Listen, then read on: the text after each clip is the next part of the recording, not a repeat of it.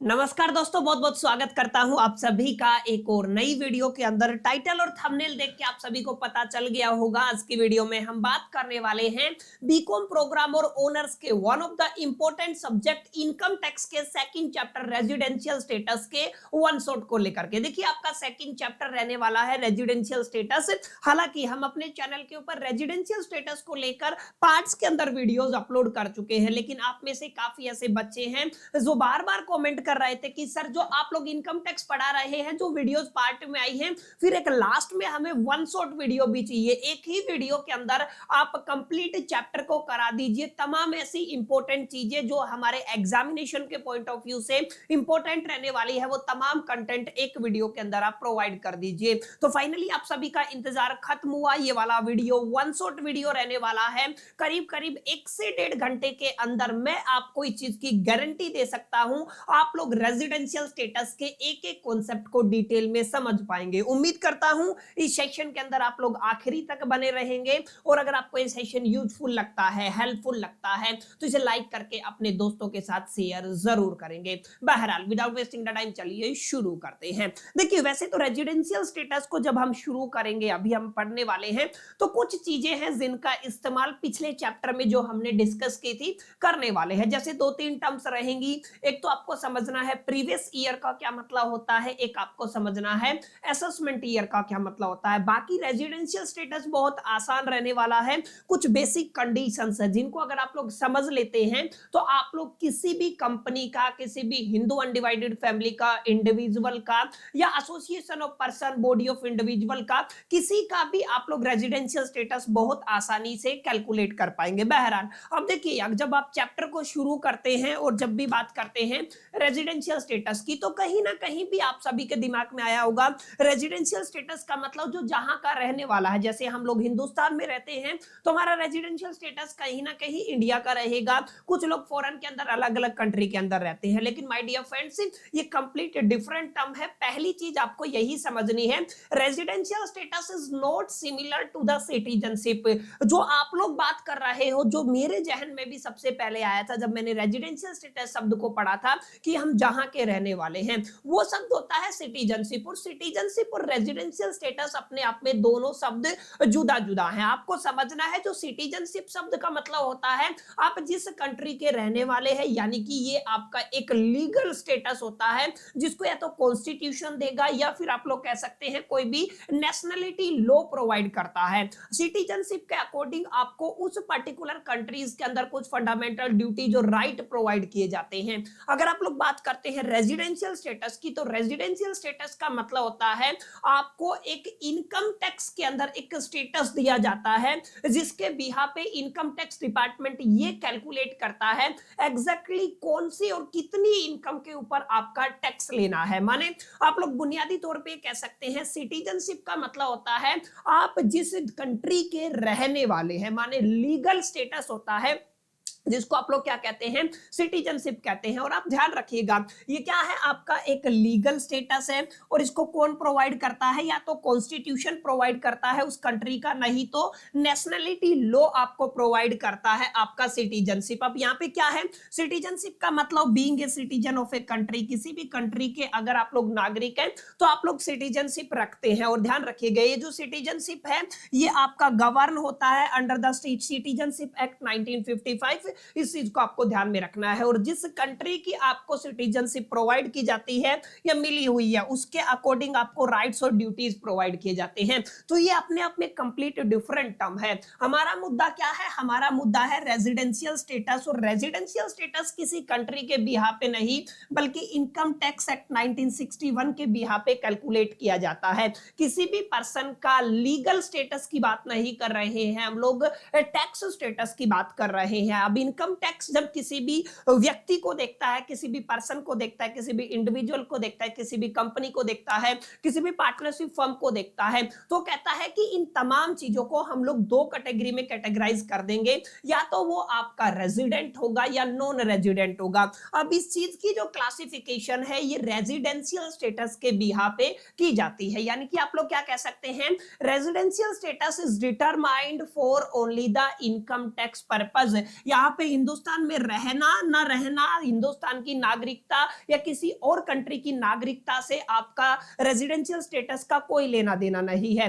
Residential status केवल और केवल आपको कैलकुलेट करना होता है किसके लिए, इनकम टैक्स के पर्पस के लिए, और ये डिसाइड करता है एग्जैक्टली कितनी इनकम और कौन सी इनकम के टैक्सेबल रहेगी, माने कितनी और कौन सी इनकम के ऊपर टैक्स लिया जाएगा, कौन सी इनकम है जिसके ऊपर टैक्स नहीं लिया जाएगा। ध्यान रखिएगा, जो आपकी सिटीजनशिप है वो कहीं ना कहीं हर साल चेंज नहीं होती है, लेकिन जो रेजिडेंशियल स्टेटस है ये हर साल कैलकुलेट किया जाता है और यहाँ पर हर साल बदलाव होने की पॉसिबिलिटी रहती है। एक चीज और आप लोग ध्यान रखिएगा, कोई भी नॉन सिटीजन आपका रेजिडेंट हो सकता है, माने कोई भी बंदा है जो हिंदुस्तान का नहीं है, माने उसके पास हिंदुस्तान की सिटीजनशिप नहीं है, लेकिन फिर भी वो इनकम टैक्स के अंदर रेजिडेंट स्टेटस रख सकता है।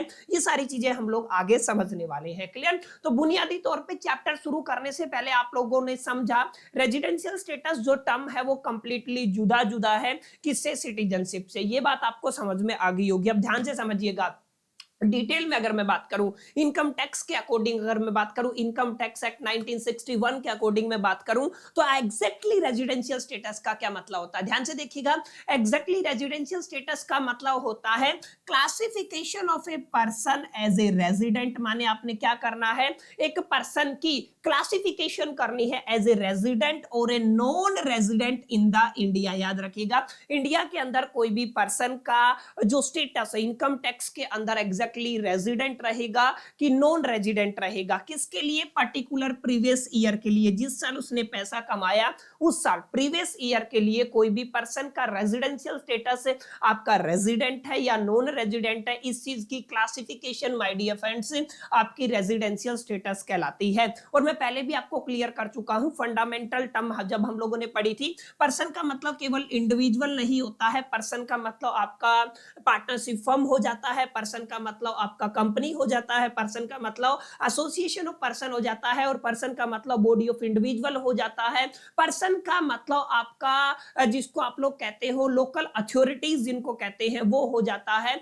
और जितने भी आपका आर्टिफिशियल जुडिशरी पर्सन है, तमाम चीजें किसके अंदर आ जाती हैं, पर्सन के अंदर आ जाती है। इसकी डेफिनेशन हम लोग कैलकुलेट कर चुके हैं, इसकी डेफिनेशन को अंडरस्टैंड कर चुके हैं। तो ये जो पर्सन है उसकी क्लासिफिकेशन करनी है, या तो आप लोग उसको रेजिडेंट की कैटेगरी में रखेंगे या तो आप उसको नॉन रेजिडेंट की कैटेगरी में रखेंगे। इसकी क्लासिफिकेशन उसके रेजिडेंशियल स्टेटस के बिहा पे होती है, और रेजिडेंशियल स्टेटस का कैलकुलेट करने का एक ही रीजन है, हमें क्या करना है, उसकी एग्जैक्टली टोटल कितनी इनकम और कौन सी इनकम टैक्सेबल रहने वाली है। अब कौन सी इनकम का मतलब क्या है, बहुत सारे ऐसे लोग हैं जो इंडिया में रह के मल्टीपल कंट्रीज में बिजनेस करते हैं, तो क्या उनको बाहर वाली इनकम पे भी टैक्स देना पड़ेगा, कुछ इस तरीके का सीन हम लोग यहाँ पे डिस्कशन करने वाले हैं। एक चीज और माय डियर फ्रेंड्स मैं आपको बता देता हूं, जब भी आप लोग रेजिडेंशियल स्टेटस की बात करेंगे, ध्यान रखिएगा आप लोग किसकी बात कर रहे हैं, रेजिडेंशियल स्टेटस की बात कर रहे हैं। जब भी आप लोग रेजिडेंशियल स्टेटस की बात करेंगे तो तीन स्टेटस हमारे पास निकल के आएंगे, एक को कहेंगे रेजिडेंट एंड ऑर्डिनरी रेजिडेंट, दूसरे को कहेंगे हम लोग resident and not ordinary resident, clear है, और एक तीसरा स्टेटस आपका निकल के आएगा नॉन रेजिडेंट, क्लियर है। तो तीन ही स्टेटस आप लोग पढ़ोगे, चाहे कंपनी की बात कर लीजिए, चाहे आप लोग पार्टनरशिप फर्म की बात कर लीजिए, चाहे आप लोग इंडिविजुअल की बात कर लीजिए, body of association, artificial judiciary person या लोकल अथॉरिटी की बात कर लीजिए, आप लोग देखेंगे सबसे पहले रेजिडेंट के अंदर ऑर्डिनरी रेजिडेंट, और रेजिडेंट के अंदर ही नॉट ऑर्डिनरी रेजिडेंट के स्टेटस बनेंगे, और एक तीसरा स्टेटस क्या रहेगा जिसको हम लोग क्या कहते हैं, नॉन रेजिडेंट, क्लियर है। अब आपको समझना क्या है, यहीं पे आपको याद कर लेना है, क्लैरिफाई कर लेना है कि जब भी आपका स्टेटस नॉन रेजिडेंट रहेगा तो केवल आपको इंडियन इनकम के ऊपर ही टैक्स देना है। याद रखिएगा, आपको केवल इंडियन इनकम के ऊपर ही क्या देना है, टैक्स देना है, क्लियर, ये याद रखना है। अगर आपका स्टेटस रेजिडेंट है और रेजिडेंट के अंदर भी आप लोग ऑर्डिनरी रेजिडेंट है तो आपको आपकी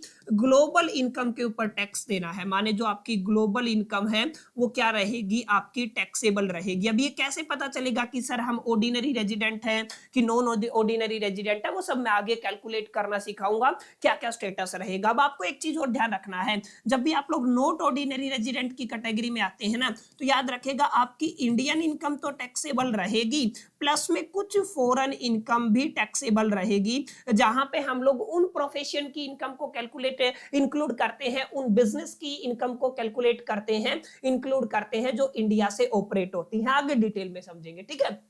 तो यहाँ पे ये तीनों पॉइंट मैंने एक्सप्लेन भी कर रखे हैं, एक बार आप लोग चेक कर सकते हैं। एक आपका स्टेटस रहेगा ROR resident and ordinary resident, एक रहेगा आरएनओआर माने resident and not ordinary resident, और एक रहेगा एनआर माने नॉन रेजिडेंट। क्लियर है। अब यहाँ पे देखिए नॉन रेजिडेंट के अंदर केवल इंडियन इनकम टैक्सेबल रहेगी, और जो आपका resident and not ordinary resident के अंदर आपकी इंडियन इनकम प्लस में कुछ फॉरेन इनकम क्या रहेगी टैक्सेबल, जहां पे उस प्रोफेशन की इनकम, उस बिजनेस की इनकम को हम लोग लेके चलेंगे जो इंडिया से कंट्रोल होती है। और अगर आपका स्टेटस आरओआर है तो ग्लोबल इनकम आपकी क्या रहेगी, टैक्सेबल रहेगी। आप लोग दुनिया के किसी भी कोने से पैसा कमा रहे हो, सभी के ऊपर आपको टैक्स देना पड़ेगा। क्लियर। तो ये बहुत बेसिक बातें मैंने आपको समझाई। एक तो सिटीजनशिप और रेजिडेंशियल स्टेटस के बीच में क्या फर्क होता है, और हमने समझा रेजिडेंशियल स्टेटस का क्या मीनिंग होता है।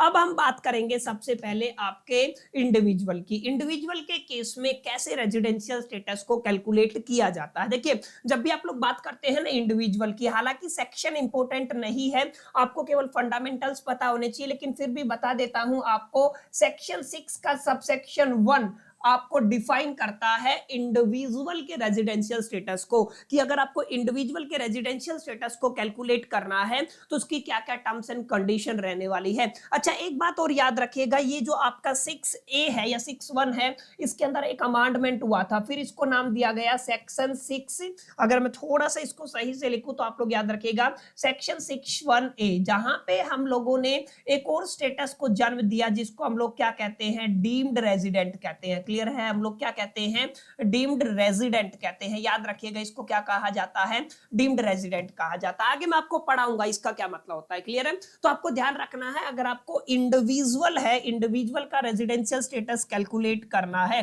तो इंडिविजुअल के रेजिडेंशियल स्टेटस के लिए आपका एक्सप्लेनेशन कहां पे दिया गया है, सेक्शन 6 सबसेक्शन 1 के अंदर दिया गया है of the income tax act 1961। Clear है। अब यहाँ पे देखिएगा, जब भी आप लोग किसी भी इंडिविजुअल बॉडी की बात करते हैं, किसी भी इंडिविजुअल की बात करते हैं, और उसके रेजिडेंशियल स्टेटस को अगर आपको चेक करना है तो हम लोग दो कंडीशंस चेक करेंगे। ध्यान रखिएगा कितनी कंडीशन चेक करेंगे, दो कंडीशन चेक करेंगे। इस कंडीशन को समझाने से पहले मैं आपको कुछ बेसिक बातें समझाऊंगा, ध्यान से समझिएगा प्लीज। मैंने क्या कहा, हमें दो कंडीशंस को चेक करना है। जैसे अगर मैं यहाँ पे लिख देता हूं आपका क्या है, ये आपका इंडिविजुअल है। क्लियर है। और इंडिविजुअल के रेजिडेंशियल स्टेटस को आपको चेक करना है, तो सबसे पहले हम लोग चेक करेंगे, कुछ बेसिक कंडीशन हमारे पास रहेंगी। ध्यान रखिएगा हमारे पास क्या रहेंगी, कुछ बेसिक कंडीशंस रहेंगी। और बेसिक कंडीशंस के अगर आपको बताऊं तो टोटल हमारे पास दो बेसिक कंडीशन रहने वाली है। अगर बेसिक कंडीशन के अंदर एक भी कंडीशन सेटिस्फाई कर जाएगी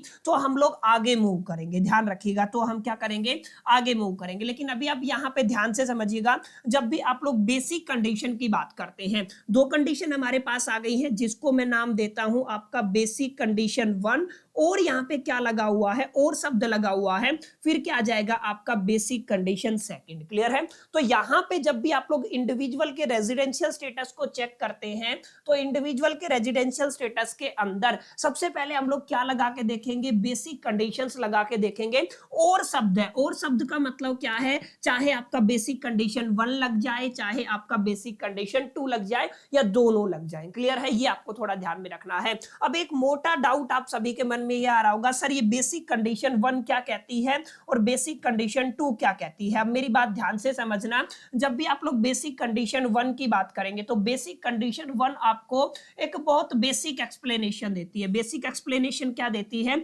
बेसिक कंडीशन 1 कहती है जो आपका प्रीवियस ईयर है। ध्यान रखिएगा किसकी बात कर रहा हूं मैं, प्रीवियस ईयर की बात कर रहा हूं। प्रीवियस ईयर का मतलब जिस साल आपने पैसा कमाया। ध्यान रखिएगा जिस साल पैसा कमाया, ठीक है ना।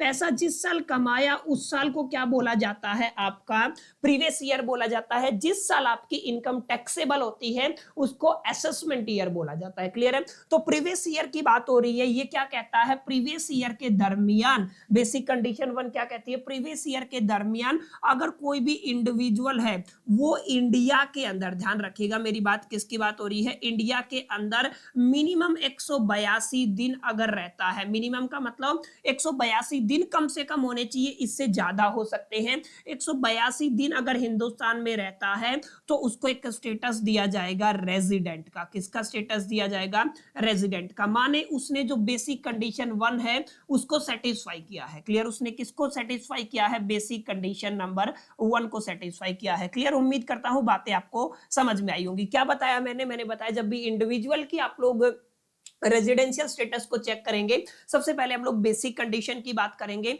बेसिक कंडीशन के अंदर 2 कंडीशन आएंगी, चाहे बेसिक कंडीशन नंबर 1 फुलफिल हो जाए या 2 फुलफिल हो जाए या दोनों फुलफिल हो जाए। क्लियर है? तो यहाँ पे बेसिक कंडीशन 1 क्या कहती है, प्रीवियस ईयर के दरमियान अगर इंडिविजुअल हिंदुस्तान के अंदर कम से कम 182 दिन रहा तो उस केस में ध्यान रखिएगा, उस केस में उसकी बेसिक कंडीशन 1 सेटिस्फाई करेगी और उसको कौन सा टाइटल दिया जाएगा, कौन सा स्टेटस दिया जाएगा, उसको रेजिडेंट वाला स्टेटस दे दिया जाएगा। क्लियर? तो ये बेसिक कंडीशन 1 है। क्लियर? उम्मीद करता हूं बातें आपको समझ में आ गई होंगी। अब मेरी बात ध्यान से समझिएगा, बेसिक कंडीशन 2 क्या कहती है, बेसिक कंडीशन 2 हमें बताती है सेकंड कंडीशन प्रोवाइड करती है, यानी कि बेसिक कंडीशन सेकंड प्रोवाइड करती है। ये क्या कहती है, अगर ये कंडीशन सेटिस्फाई नहीं हुई है तो आप लोग बेसिक कंडीशन सेकंड को अप्लाई कर सकते हैं। माने जो आपका इंडिविजुअल है वो प्रीवियस ईयर की अगर मैं बात करूं, ध्यान रखिएगा मैं क्या कर रहा हूं, प्रीवियस ईयर की बात कर रहा हूं। ठीक है? प्रीवियस ईयर के दरमियान अगर हिंदुस्तान में केवल और केवल 60 दिन रहता है, प्लस में ध्यान रखिएगा इसके साथ एक और कंडीशन है, प्लस में जो इस प्रीवियस ईयर से पहले वाले 4 साल है, प्रीसीडिंग 4 ईयर, याद रखिएगा मैं किसकी बात कर रहा हूं, प्रीसीडिंग 4 ईयर, याद रखिएगा प्रीसीडिंग 4 ईयर की मैं बात कर रहा हूं। ठीक है? यहां पे मैंने लिख दिया है प्रीसीडिंग 4 ईयर, जो पहले वाले 4 साल है उसको मिला करके अगर ये कम से कम हिंदुस्तान में 365 दिन रहता है तो आपकी सेकंड कंडीशन क्या होती है, सेटिस्फाई होती है। क्लियर? तो यहाँ पे 2 कंडीशन हमने पढ़ी। पहली कंडीशन क्या पढ़ी कि अगर आपका बेसिक कंडीशन 1 सेटिस्फाई करता है तो भी आप लोगों को रेजिडेंट स्टेटस मिलेगा। अगर आपने बेसिक कंडीशन सेकंड को सेटिस्फाई किया तो भी आपको रेजिडेंट स्टेटस मिलेगा। क्लियर है? यानी कि आपको कौन सा स्टेटस मिल जाएगा, रेजिडेंट स्टेटस मिल जाएगा। अब काफी बच्चों के दिमाग में डाउट आएगा, सर दोनों सेटिस्फाई कर दी, दोनों सेटिस्फाई कर दी तो भी आपको कौन सा स्टेटस मिलेगा, रेजिडेंट स्टेटस ही मिलेगा। क्लियर? अब कुछ एग्जांपल समझ लेते हैं ताकि चीजें आपको यहाँ पे क्लियर हो सके। देखिए जैसे मैं अगर बात करता हूं, कोई भी मिस्टर एक्स का आप लोग एग्जांपल ले लीजिए। क्लियर है? यहाँ पे मैंने कोई भी एक एग्जांपल ले लिया, कोई भी मिस्टर एक्स है। क्लियर है? जो जिसका असेसमेंट ईयर, ध्यान रखिएगा मैं किसकी बात कर रहा हूं, असेसमेंट ईयर की बात कर रहा हूं। माने ये वो साल है जब उसकी इनकम टैक्सेबल हुई। ठीक है? हम 2025 और 26 की बात करेंगे। एक बार हम कैलकुलेट करने की कोशिश करते हैं। 2025-26 एक एग्जांपल ले रहा हूं। असेसमेंट ईयर कितना है 2025-26 के लिए कैलकुलेट करना है। और ये मिस्टर एक्स हिंदुस्तान के अंदर आपका, अगर मैं बात करूं, आप 2024-25 की बात करते हैं, 2024-25 के दरमियान 192 दिन रहा। क्लियर है? कितने दिन रहा आपका, 192 दिन रहा। तो आपको बताना है इसका रेजिडेंशियल स्टेटस क्या होगा। देखिए इसके ऊपर सबसे पहले हम लोगों को देखना है असेसमेंट ईयर कितना है, 2025 और 26। तो अगर आपको इनकम कैलकुलेट करनी है तो इससे पहले वाले साल कैलकुलेट करनी होगी। 25-26 से पहले वाला साल कौन सा होगा, 24-25, और 24-25 का ही हमें डेटा दे रखा है। तो 2024-25 में कितने दिन रहा, 192 दिन रहा। इसके ऊपर हम या तो बेसिक कंडीशन 1 चेक करें या बेसिक कंडीशन 2 चेक करें। बेसिक कंडीशन 1 क्या कहती है, बेसिक कंडीशन 1 कहती है कम से कम प्रीवियस ईयर के दरमियान अगर वो 182 दिन रहा, 182 दिन से ज्यादा रहा, इसका मतलब इसका स्टेटस क्या होगा, ये रेजिडेंट कहलाएगा। क्लियर है? अगर इससे कम होता तो ये कहलाता नॉन रेजिडेंट। क्या कहलाता, नॉन रेजिडेंट। यानी कि अगर बेसिक कंडीशन 1 काम नहीं करती है तो हम किसके ऊपर चले जाएंगे, बेसिक कंडीशन 2 के ऊपर चले जाएंगे। अब बेसिक कंडीशन 2 का एक एग्जांपल आपको मैं दे देता हूं, ध्यान रखिएगा। यही आपका मिस्टर एक्स है। क्लियर है? किसकी बात हो रही है, मिस्टर एक्स की बात हो रही है। असेसमेंट ईयर आपको लेके चलना है 2025-26 सेम लेके चलना है। ठीक है? और यहाँ पे अगर आप लोग देखेंगे, यहाँ पे अगर 2024-25 की बात करते हैं और अगर आप लोग 2023-24 की बात करते हैं और अगर आप लोग 22-23 की बात करते हैं, अगर आप लोग 2021-22 की बात करते हैं, और अगर आप लोग 2020 और 21 की बात करते हैं तो अलग अलग डेटा दिया हुआ है। ये कहता है यहाँ पर ये हिंदुस्तान में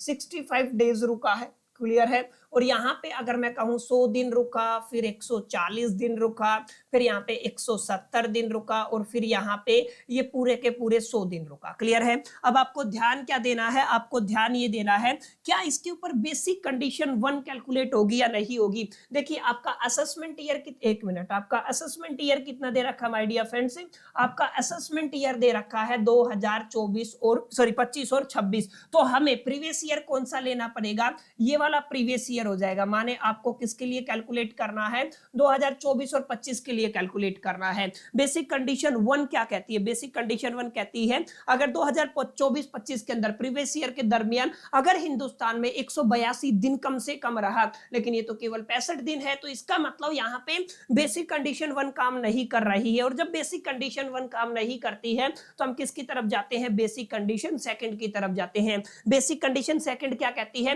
प्रीवियस ईयर अगर 60 दिन रहा हो, ध्यान से देखें कितने दिन रहा, 65 दिन, और कंडीशन कितने की है, 60 दिन, माने ये वाली चीज तो सेटिस्फाई हो गई, ठीक है। तो 65 दिन रहा इसलिए 60 दिन हो गया। अब इस साल से पहले 4 साल कैलकुलेट कीजिए, ये 4 साल है आपके, ठीक है, यानी कि ये पहला साल, दूसरा साल, तीसरा साल और चौथा साल, 4 साल है। इन चारों सालों को मिला करके अगर ये इंडिविजुअल हिंदुस्तान के अंदर 365 से ज्यादा दिन रहता है तो ये बेसिक कंडीशन 2 को सेटिस्फाई करेगा। एक बार टोटल कर लेते हैं, आपका कितना हो गया, 100 प्लस में 140 प्लस में 170 और प्लस में कितना हो गया 100, यानी कि आपका टोटल बनता है 510 दिन, क्लियर है। यहाँ पे कितने बने हैं आपके, टोटल 510 दिन। अब ध्यान से देखिए, मेरी बात ध्यान से समझिएगा, कंडीशन क्या थी, कंडीशन ये थी प्रीवियस ईयर के दरमियान 60 दिन रहा, ओके 60 दिन रहा है, और पिछले 4 साल, इससे प्रीवियस ईयर से पहले वाले 4 साल 365 बन जाए, कितने बन रहे हैं, 510 दिन बन रहे हैं। इसका मतलब यह आपकी बेसिक कंडीशन 2 को सेटिस्फाई करता है, तो इसका जो रेजिडेंशियल स्टेटस है वो कैसा आएगा, रेजिडेंट आएगा, क्लियर। तो यहाँ पे उम्मीद करता हूं बातें आपको समझ में आई होंगी। अब मैं कह देता हूं मिस्टर एक्स है, जिसके अगर आप लोग, मैं बात करूं प्रीवियस ईयर की बात करता हूं, तो प्रीवियस ईयर के दरमियान हिंदुस्तान में वो 20 दिन रहा, तो इनमें से ना तो ये कंडीशन लगेगी ना ये कंडीशन लगेगी। तो इसका मतलब क्या है, इसका मतलब ये है कि वो कैसा हो जाएगा, रेजिडेंट नहीं होगा, और जो रेजिडेंट नहीं होता है उसको कहते हैं नॉन रेजिडेंट। अब एक इंपॉर्टेंट बात और बताऊंगा जिस पर आपको जरूर गौर फरमाना है। अब वो बात क्या है, ध्यान से समझिएगा। देखिए हमने क्या कहा, हमने कहा बेसिक कंडीशन 1 अगर सेटिस्फाई करे, या तो दूसरी कंडीशन क्या है, बेसिक कंडीशन 2 सेटिस्फाई करे, या दोनों सेटिस्फाई कर दे, बेसिक कंडीशन 1 प्लस में बेसिक कंडीशन 2 सेटिस्फाई करे। इन तीनों केसेस में आपके पर्सन का स्टेटस क्या होगा, रेजिडेंट होगा। क्या होगा, आपका रेजिडेंट होगा। अगर ना तो बेसिक कंडीशन 1 सेटिस्फाई करी है और ना ही बेसिक कंडीशन 2 सेटिस्फाई करी है, इस केस में उसका जो स्टेटस है वो आपका नॉन रेजिडेंट होगा, क्लियर है। क्या होगा, आपका नॉन रेजिडेंट होगा, क्लियर। याद रखिएगा, अगर बेसिक कंडीशन कोई भी सेटिस्फाई नहीं करता है तो उसका स्टेटस क्या होगा, नॉन रेजिडेंट होगा। अगर दोनों कर जाए या कोई भी एक कंडीशन सेटिस्फाई कर जाए तो वो क्या होगा, रेजिडेंट होगा। याद रखिएगा, रेजिडेंट को आगे हम 2 कैटेगरी में डिवाइड करते हैं, एक आपका ऑर्डिनरी रेजिडेंट होता है, एक आपका नॉट ऑर्डिनरी रेजिडेंट होता है। अब ऑर्डिनरी रेजिडेंट और नॉट ऑर्डिनरी रेजिडेंट का कैसे पता चलेगा, देखिए रेजिडेंसी के लिए हमने बेसिक कंडीशंस अप्लाई की, नो अब आगे ऑर्डिनरी और नॉट ऑर्डिनरी के लिए हम लोग क्या अप्लाई करेंगे, हम लोग एडिशनल कंडीशन अप्लाई करेंगे। किसकी बात हो रही है यहाँ पे, आपकी एडिशनल कंडीशन की। तो याद रखिएगा कौन सी कंडीशन है, ये आपकी एडिशनल कंडीशन है। तो यहाँ पे भी आपकी टोटल 2 एडिशनल कंडीशन बनती हैं। पहली एडिशनल कंडीशन 1 है और दूसरी एडिशनल कंडीशन 2 है, माने एडिशनल कंडीशन 1 एडिशनल कंडीशन 2, और इन दोनों के बीच में लिखा हुआ है एंड। मतलब जैसे आपने देखा बेसिक कंडीशन के अंदर और था, तो या तो या ये लग जाए ये लग जाए तो आपका बेसिक कंडीशन फुलफिल हो गया, लेकिन एडिशनल कंडीशन के अंदर ओ एंड लिखा हुआ है, माने दोनों लगनी जरूरी है। दोनों लगनी का क्या मतलब, ध्यान से देखिएगा, ये क्या कहता है, जो आपका एक एडिशनल कंडीशन 1 है ये कहता है कि जो प्रीवियस ईयर है, ध्यान रखिएगा किसकी बात हो रही है, प्रीवियस ईयर है, प्रीवियस ईयर से पहले वाले जो 10 साल है, याद रखिएगा पहले वाले जो 10 साल है उन 10 साल के दरमियान अगर आपका इंडिविजुअल 2 टाइम रेजिडेंट हो जाता है, माने 2 बार बेसिक कंडीशन को फुलफिल करता है, क्या बताया, प्रीवियस ईयर से पहले वाले जो 10 साल है उन 10 साल के दरमियान अगर 2 टाइम रेजिडेंट हो जाए, प्रीसीडिंग 10 ईयर के दरमियान अगर वो 2 बार रेजिडेंट हो जाता है तो आपकी एडिशनल कंडीशन 1 काम करेगी। और अगर मैं बात करूं एडिशनल कंडीशन 2 की, तो एडिशनल कंडीशन 2 क्या कहती है, एडिशनल कंडीशन 2 कहती है पिछले 7 साल की बात हो रही है। देखिए यहाँ पे कितने की बात हो रही है, 7 ईयर की बात हो रही है। 7 साल में वो हिंदुस्तान के अंदर कम से कम 730 दिन रहा हो, कम से कम कितने दिन रहा हो, 730 दिन, इससे ज्यादा भी हो सकता है लेकिन कम से कम कितना होना चाहिए, 730 दिन होना चाहिए। क्लियर है, ये आपको थोड़ा ध्यान में रखना है। तो यहाँ पे आप अभी मैं आपको डिटेल में समझाऊंगा बेसिक कंडीशन क्या होती है, एडिशनल कंडीशन क्या होती है। ये दोनों कंडीशन है जिनके बिहार पे आपके इंडिविजुअल के रेजिडेंशियल स्टेटस को या तो रेजिडेंट घोषित किया जाएगा या नॉन रेजिडेंट किया जाएगा। और एडिशनल कंडीशन के बिहार पे हम लोग कहेंगे ये ऑर्डिनरी रेजिडेंट होगा या तो नॉट ऑर्डिनरी रेजिडेंट होगा। क्लियर, तो ये मैंने आपका एक एक्सट्रैक्ट दिया है, आपको एक बेसिक बात समझाई है। अब यहाँ पे अगर आप लोग देखेंगे तो सेम बात मैंने लिखी हुई है सेक्शन 6(1) के अंदर कि जब भी आप लोग इंडिविजुअल के रेजिडेंशियल स्टेटस को कैलकुलेट करते हैं तो सबसे पहले क्या करेंगे, बेसिक कंडीशन को चेक करेंगे। बेसिक कंडीशन क्या कहती है, ही या सी व्हाटएवर 182 दिन कम से कम या उससे ज्यादा प्रीवियस ईयर के दरमियान रहना चाहिए, यानी कि जिस साल उसने पैसा कमाया ना उस साल कम से कम हिंदुस्तान में कितने दिन रहा हो, वो कम से कम 182 दिन रहा हो। या फिर दूसरी कंडीशन क्या है, दूसरी कंडीशन है जिस साल की बात हो रही है पैसा कमाया उस साल कम से कम 60 दिन रहा हो और उससे पहले वाले preceding 4 year, immediately preceding 4 year हैं उनमें अगर टोटल वो 365 दिन हिंदुस्तान के अंदर रहता है तो क्या कहलाएगा, वो बेसिक कंडीशन 2 को फुलफिल करेगा। तो ये बेसिक कंडीशन 2 है और ये क्या है, आपकी बेसिक कंडीशन 1 है। एक बार मैं दोबारा समझा देता हूं, अगर आपकी बेसिक कंडीशन 1 को सेटिस्फाई करता है तो भी रेजिडेंट होगा, अगर बेसिक कंडीशन 2 को सेटिस्फाई करता है माय डियर फ्रेंड्स तो वो भी क्या होगा, रेजिडेंट होगा।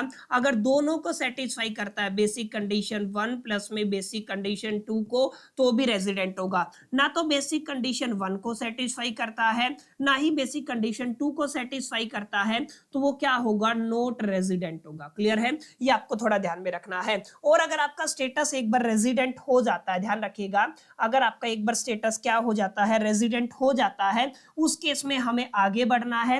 रेजिडेंट के अंदर अगर आपका पर्सन एडिशनल कंडीशन 1 प्लस में एडिशनल कंडीशन 2 दोनों को फुलफिल करता है तो वो ऑर्डिनरी रेजिडेंट होगा।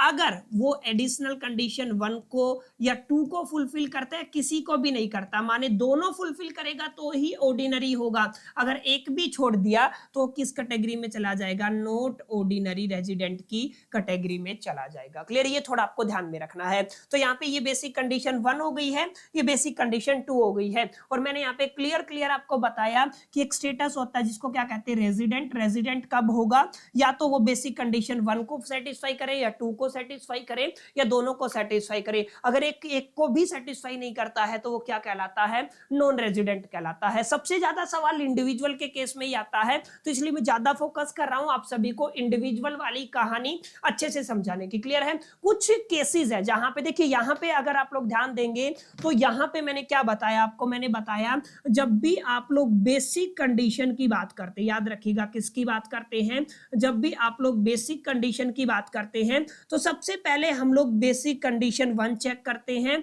फिर अगर बेसिक कंडीशन 1 लग गया है तो ठीक है, अगर नहीं लगता है तो हम लोग बेसिक कंडीशन 2 चेक करते हैं। माने पहले के बाद हम लोग कहां पे मूव करते हैं, दूसरे के ऊपर मूव करते हैं। लेकिन कुछ ऐसे एक्सेप्शन केस है जहां पर हम केवल और केवल बेसिक कंडीशन 1 को चेक करेंगे, सेकंड को चेक ही नहीं करेंगे। माने अगर इन स्पेशल केसेस का क्वेश्चन आता है तो आपको केवल बेसिक कंडीशन 1 को चेक करना है, 2 को चेक ही नहीं करना है, whatever the situation, whatever the circumstances. माने क्या बोल रहे हो सर, समझ में नहीं आया? समझ में आने की बात ये है, ये तीन केसेज है जो स्पेशल केस माने जाते हैं। माने इन तीनों के केस में बेसिक कंडीशन वन सेटिस्फाई करी तो रेजिडेंट हो जाएगा, अगर नहीं करी तो नॉन रेजिडेंट हो जाएगा। बेसिक कंडीशन सेकंड का जिक्र नहीं करना है। जैसे अगर आप लोग ध्यान से देखेंगे तो सर कौन से है वो तीन, सबसे पहले है इंडियन ओरिजिन। अगर आपके पेरेंट्स या ग्रैंड पेरेंट्स अनडिवाइडेड इंडिया के अंदर पैदा हुए हैं तो उसको क्या बोलेंगे, उसको हम लोग बोलेंगे इंडियन ओरिजिन। और अगर आप इंडियन ओरिजिन हो,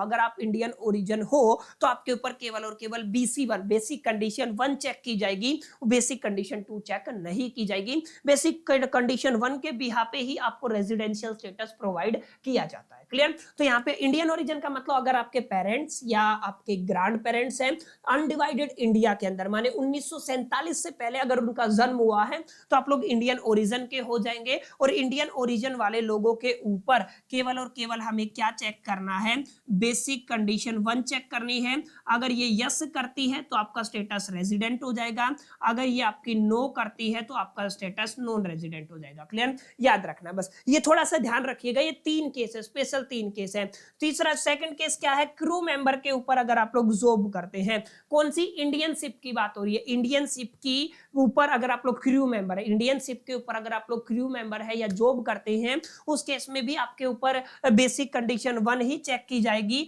और तीसरा जो केस रहेगा माय डियर फ्रेंड्स, वो तीसरा केस रहेगा अगर आप लोग इंडियन ओरिजिन के लोग हैं और फॉरेन में एम्प्लॉयमेंट के लिए गए हैं तो वहां पर भी आपको कौन सी कंडीशन फॉलो करनी पड़ेगी, बेसिक कंडीशन 1। यानी कि यहां पर भी आपको क्या चेक करना है, बेसिक कंडीशन 1 के बिहाफ पे ही रेजिडेंट या नॉन रेजिडेंट से डिसाइड कर देना है। क्लियर? तो तीनों केसेस के ऊपर कई बार एग्जामिनेशन में क्वेश्चन आ जाता है, घुमा देता है एग्जामिनर कि भाई साहब ये 3 केस दे दिए। अब कई बार बच्चे क्या करेंगे, बेसिक कंडीशन 1 नहीं लगी तो 2 लगा देंगे। इन तीनों केसेस में आपको बेसिक कंडीशन नहीं लगानी है, माने बेसिक कंडीशन लगानी है लेकिन 1 लगानी है, 2 नहीं लगानी है। क्लियर? 1 के बिहाफ पे ही आप लोग रेजिडेंट या तो नॉन रेजिडेंट इनको डिसाइड कर सकते हैं। क्लियर? तो उम्मीद करता हूं चीजें आपको अच्छे से क्लियर होगी होंगी, चीजें आपको समझ में आई होंगी। अब थोड़ा आगे बढ़ते हैं, कुछ न्यूमेरिकल्स को ट्राई करते हैं ताकि चीजें आपको और ज्यादा क्लियर हो सके, आपको अच्छे से अंडरस्टैंडिंग हो सके। देखिए पहला क्वेश्चन क्या है, मिस्टर ए है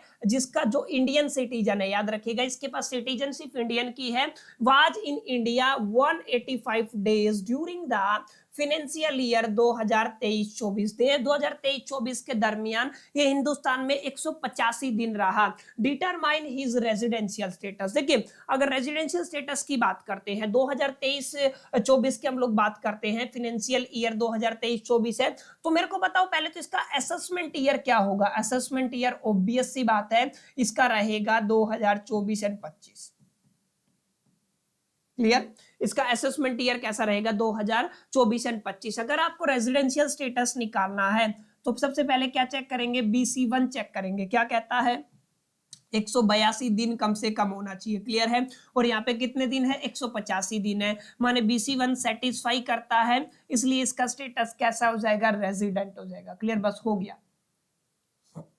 तो ये क्या बन गया, इसका स्टेटस रेजिडेंट बन गया। क्लियर? तो ऐसे बहुत आसान सवाल है। अगला क्वेश्चन देखिए, आपके पास कोई मिस्टर बी है जो इंडियन सिटीजनशिप रखता है, ध्यान रखिएगा इंडियन सिटीजनशिप है और वर्किंग अब्रोड है। अभी अभी मैंने आपको बताया था इस तरीके का केस आता है तो उस केस में हम केवल BC1 के बिहाफ पे क्या करेंगे, उसको रेजिडेंट या नॉन रेजिडेंट घोषित करेंगे। जो इंडिया विजिट करता है 120 दिन के लिए, फाइनेंशियल ईयर क्या है 2023 और 24, he has been in India for the 400 days, कितने दिन रहा है, 400 दिन रहा है प्रीसीडिंग 4 ईयर के दरमियान, उसके रेजिडेंशियल स्टेटस को चेक करना। देखिए अगर आप लोग ध्यान से देखेंगे तो BC1 क्या कहता है, BC1 कहता है कम से कम 182 दिन रहना चाहिए और ये रहा 120 दिन, माने इसने BC1 को सेटिस्फाई नहीं किया है तो इसका जो स्टेटस है वो कैसा हो जाएगा, नॉन रेजिडेंट हो जाएगा। अब इस क्वेश्चन में गड़बड़ क्या करते हैं बच्चे करेंगे कि हम इसके ऊपर BC1 नहीं लगा तो BC2 लगाएंगे और BC2 सेटिस्फाई सेटिस्फाई कर जाएगा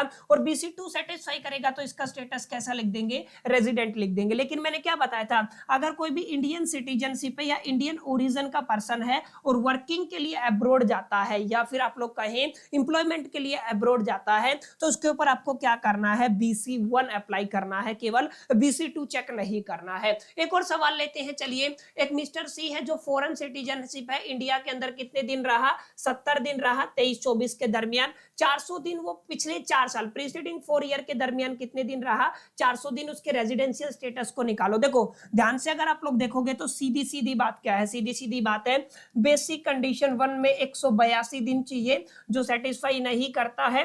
बेसिक कंडीशन 2 कहती है प्रीवियस ईयर के दरमियान 60 दिन चाहिए, लेकिन ये कितने दिन रहा है, 70 दिन। पहली कंडीशन सेटिस्फाई करी, उससे इमीडिएट पहले जो 4 साल है वो मिला करके कितने दिन होने चाहिए, 365 दिन होने चाहिए। और 4 साल का डेटा कितना है आपका, 400 दिन है। माने ये दोनों कंडीशन सेटिस्फाई करती हैं, माने यहाँ पे BC2 सेटिस्फाई करती है। और अगर BC2 सेटिस्फाई करती है तो उस पर्सन का, उस इंडिविजुअल का स्टेटस कैसा रहेगा, रेजिडेंट रहेगा। क्लियर? तो इसका स्टेटस क्या आ जाएगा आपका, रेजिडेंट। बहुत आसान है। क्लियर? अब देखिए अगला क्वेश्चन अगर आप लोग देखेंगे, मिस्टर डी है, इंडियन सिटीजनशिप है, लेकिन ये क्रू मेंबर है। क्रू मेंबर के केस में क्या बताया था आपको, केवल BC1 चेक करना है, बाकी कुछ चेक नहीं करना है। ठीक है? कितने दिन के लिए रहा, 170 दिन के लिए रहा। और BC1 क्या कहती है, कम से कम 182 दिन रहना चाहिए। माने BC1 फॉलो नहीं किया है, अगर फॉलो नहीं किया है तो डायरेक्ट क्या कर देंगे, नॉन रेजिडेंट घोषित कर देंगे, क्योंकि यहाँ पे हम केवल और केवल BC1 ही चेक करते हैं,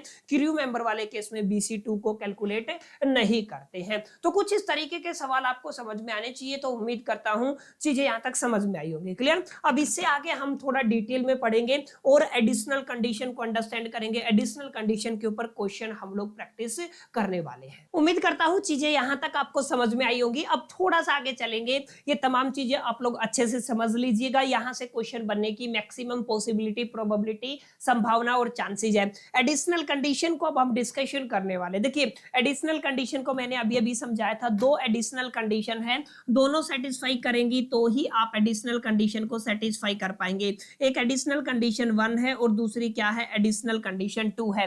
एडिशनल कंडीशन 1 क्या कहती है, लास्ट 10 साल के दरमियान अगर आपका 2 टाइम रेजिडेंट हो जाता है तो एडिशनल कंडीशन 1 सेटिस्फाई करेगी। और अगर आप लोग पिछले 7 साल के दरमियान 730 दिन हिंदुस्तान के अंदर रहते हैं तो आपके एडिशनल कंडीशन 2 सेटिस्फाई करेगी। अभी भी मैंने आपको इसके ऊपर डिटेल में चर्चा की थी। क्लियर? अब यहाँ पे देखिए क्या लिखा हुआ है, लिखा हुआ कुछ नहीं है, बिल्कुल सिंपल है। अभी अभी मैंने जो चार्ट आपको समझाया था ना, उसी का ये कंक्लूजन है। क्या चार्ट समझाया था, ध्यान से देखिए। मैंने क्या बात की थी, हमने कहा था कोई भी आपका इंडिविजुअल है, याद रखिएगा क्या है आपका, इंडिविजुअल है, इंडिविजुअल है। उस इंडिविजुअल के ऊपर हम लोग 2 कंडीशन से अप्लाई करके देखेंगे। एक आपका बेसिक कंडीशन रहेगा और दूसरा क्या रहेगा, आपका एडिशनल कंडीशन रहेगा। तो आप लोग यहाँ पे क्या लिख देंगे, आपका बेसिक कंडीशन, और दूसरी कैटेगरी क्या हो जाएगी, आपकी एडिशनल कंडीशन हो जाएगी। क्लियर है? क्या हो जाएगी, आपकी एडिशनल कंडीशन। तो याद रखना है आपकी 2 कंडीशन है, basic condition, additional condition. Basic condition के अंदर 2 कंडीशन आती है, BC1 और बीच में और का साइन होता है, और एक आती है आपकी BC2 माने बेसिक कंडीशन सेकंड। क्लियर है? तो 2 कंडीशन यहाँ पे बनेंगी। और यहाँ पे एडिशनल कंडीशन के अंदर भी आपको 2 कंडीशन देखने को मिलती है, एडिशनल कंडीशन 1 और यहाँ पे एंड लिखा रहेगा, और दूसरी रहेगी एडिशनल कंडीशन 2। क्लियर है? यहाँ पे ये दोनों सेटिस्फाई करनी क्या है, जरूरी है। अब मेरी बात ध्यान से समझिएगा, अगर कोई भी पर्सन बेसिक कंडीशन 1 को सेटिस्फाई करता है, एक चाहे एक को करे चाहे दोनों को करे, तो ही एडिशनल कंडीशन की तरफ हमें जाना है। यहाँ पे हमने बात की, अगर आपका कोई भी पर्सन, अगर आपको ध्यान हो, अगर आपका कोई भी पर्सन है बेसिक कंडीशन 1 को सेटिस्फाई कर दे या बेसिक कंडीशन 2 को सेटिस्फाई कर दे या दोनों को सेटिस्फाई कर दे, तो उसको कौन सा स्टेटस दे दिया जाएगा, रेजिडेंट का स्टेटस दे दिया जाएगा। ना तो बेसिक कंडीशन 1 को फॉलो किया, ना तो बेसिक कंडीशन 2 को फॉलो किया, तो उसको स्टेटस क्या दे दिया जाएगा, नॉन रेजिडेंट। नॉन रेजिडेंट के केस में एडिशनल कंडीशन की तरफ जाने की कोई जरूरत जरूरत नहीं है। लेकिन अगर आपका स्टेटस रेजिडेंट आ जाता है ना, तो फिर हम लोग चेक करेंगे एडिशनल कंडीशन को। अगर आपने एडिशनल कंडीशन 1 प्लस में एडिशनल कंडीशन 2 को फॉलो किया है तो आप लोग कहलाएंगे ऑर्डिनरी रेजिडेंट। क्लियर है? आर तो है लेकिन ओ आर है। लेकिन इसके अलावा कोई भी केस बनता है, यानी कि आपने एक कंडीशन फॉलो की या दोनों में से कोई भी फॉलो नहीं की है, तो आपका स्टेटस क्या बनेगा? आपका स्टेटस बनेगा आपका NOR, माने नॉट ऑर्डिनरी रेजिडेंट वाला। क्लियर? यानी कि इन शॉर्ट आप लोग देखिए, बेसिक 1 फॉलो करता है, बेसिक कंडीशन फॉलो की है तो ही एडिशनल कंडीशन की तरफ जाना है। अगर दोनों एडिशनल कंडीशन लग जाती हैं तो आप लोग ऑर्डिनरी रेजिडेंट होंगे। इसके अलावा कोई भी केस बनता है तो आप लोग नॉन ऑर्डिनरी केस में चले जाते हैं। क्लियर? तो उम्मीद करता हूं बातें यहां तक आपको समझ में आई होंगी। अब आगे चलते, देखिए कुछ सवाल हैं जो आपके एग्जामिनेशन के लिहाज से बहुत ज्यादा इंपॉर्टेंट है, जो अक्सर एग्जाम में पूछे जाते हैं। अब इन सवालों को हम लोग डिटेल में चर्चा करेंगे। यहाँ पे बच्चों जैसी कैलकुलेशन करनी है, माने आपको दिन गिनने हैं, और दिन गिनने में हो सकता है गलती हो जाए, तो उस चीज के लिए सॉरी। कई बार मैं गलती कर देता हूं, तो आप उस चीज को इतना बड़ा हवा मत बनाया करो। कैलकुलेशन में मिस्टेक सभी से होती है। बहरहाल मैं कोशिश करूंगा कोई गड़बड़ ना हो। पहली बात, आप क्वेश्चन को समझिए। ये क्वेश्चन क्या है? आपका इलिस्ट्रेशन नंबर 2.1 है। अच्छा, मैं आपको पढ़ा रहा हूं आपकी जो किताब है गिरीश आहूजा वाली, और अगर आप लोग वीके सिंघानिया की इस्तेमाल करते हैं तो वहां से भी काफी क्वेश्चन मैं आपको कवर कराने वाला हूं। तो गिरीश आहूजा और वीके सिंघानिया दोनों का कॉम्बिनेशन आपको इस चैनल पे देखने को मिलता है। बहरहाल क्वेश्चन पढ़ते हैं, देखिए। A citizen of USA has been staying in India since 1991। कोई यूएसए की सिटीजन का पर्सन है जो हिंदुस्तान में 1991 से रह रहा है। He live India on the 16 July 2019 and दोबारा वापस कब आता है? 4 जनवरी 2020 को। आपको डिटरमाइन करना है उसका residential status for the previous year 2019 and 20। देखिए, असेसमेंट ईयर होता तो एक साल पहले का कैलकुलेट करते, यहाँ पे लिखा हुआ है, क्या लिखा हुआ है? आपको प्रीवियस ईयर के लिए कैलकुलेट करना है। प्रीवियस ईयर क्या है? 2019 और 20। तो एक बार फटाफट से हम लोग इसको देख लेते हैं क्या इसका सीन बनने वाला है। अगर आपको 19-20 के लिए कैलकुलेट करना है तो 19-20 के लिए जो आपका फिनेंशियल ईयर बनेगा वो कब से कब तक बनेगा? ध्यान रखिएगा, हम लोग कहते हैं ये बनता है आपका 1/4/2019 से लेकर के हम लोग कहां तक बात करेंगे? हम लोग बात करेंगे 31/03/2020 तक। यही तो आपका फिनेंशियल ईयर बनेगा ना। इसी के दरमियान आपको टोटल नंबर ऑफ डेज को क्या करना है माय डियर फ्रेंड्स?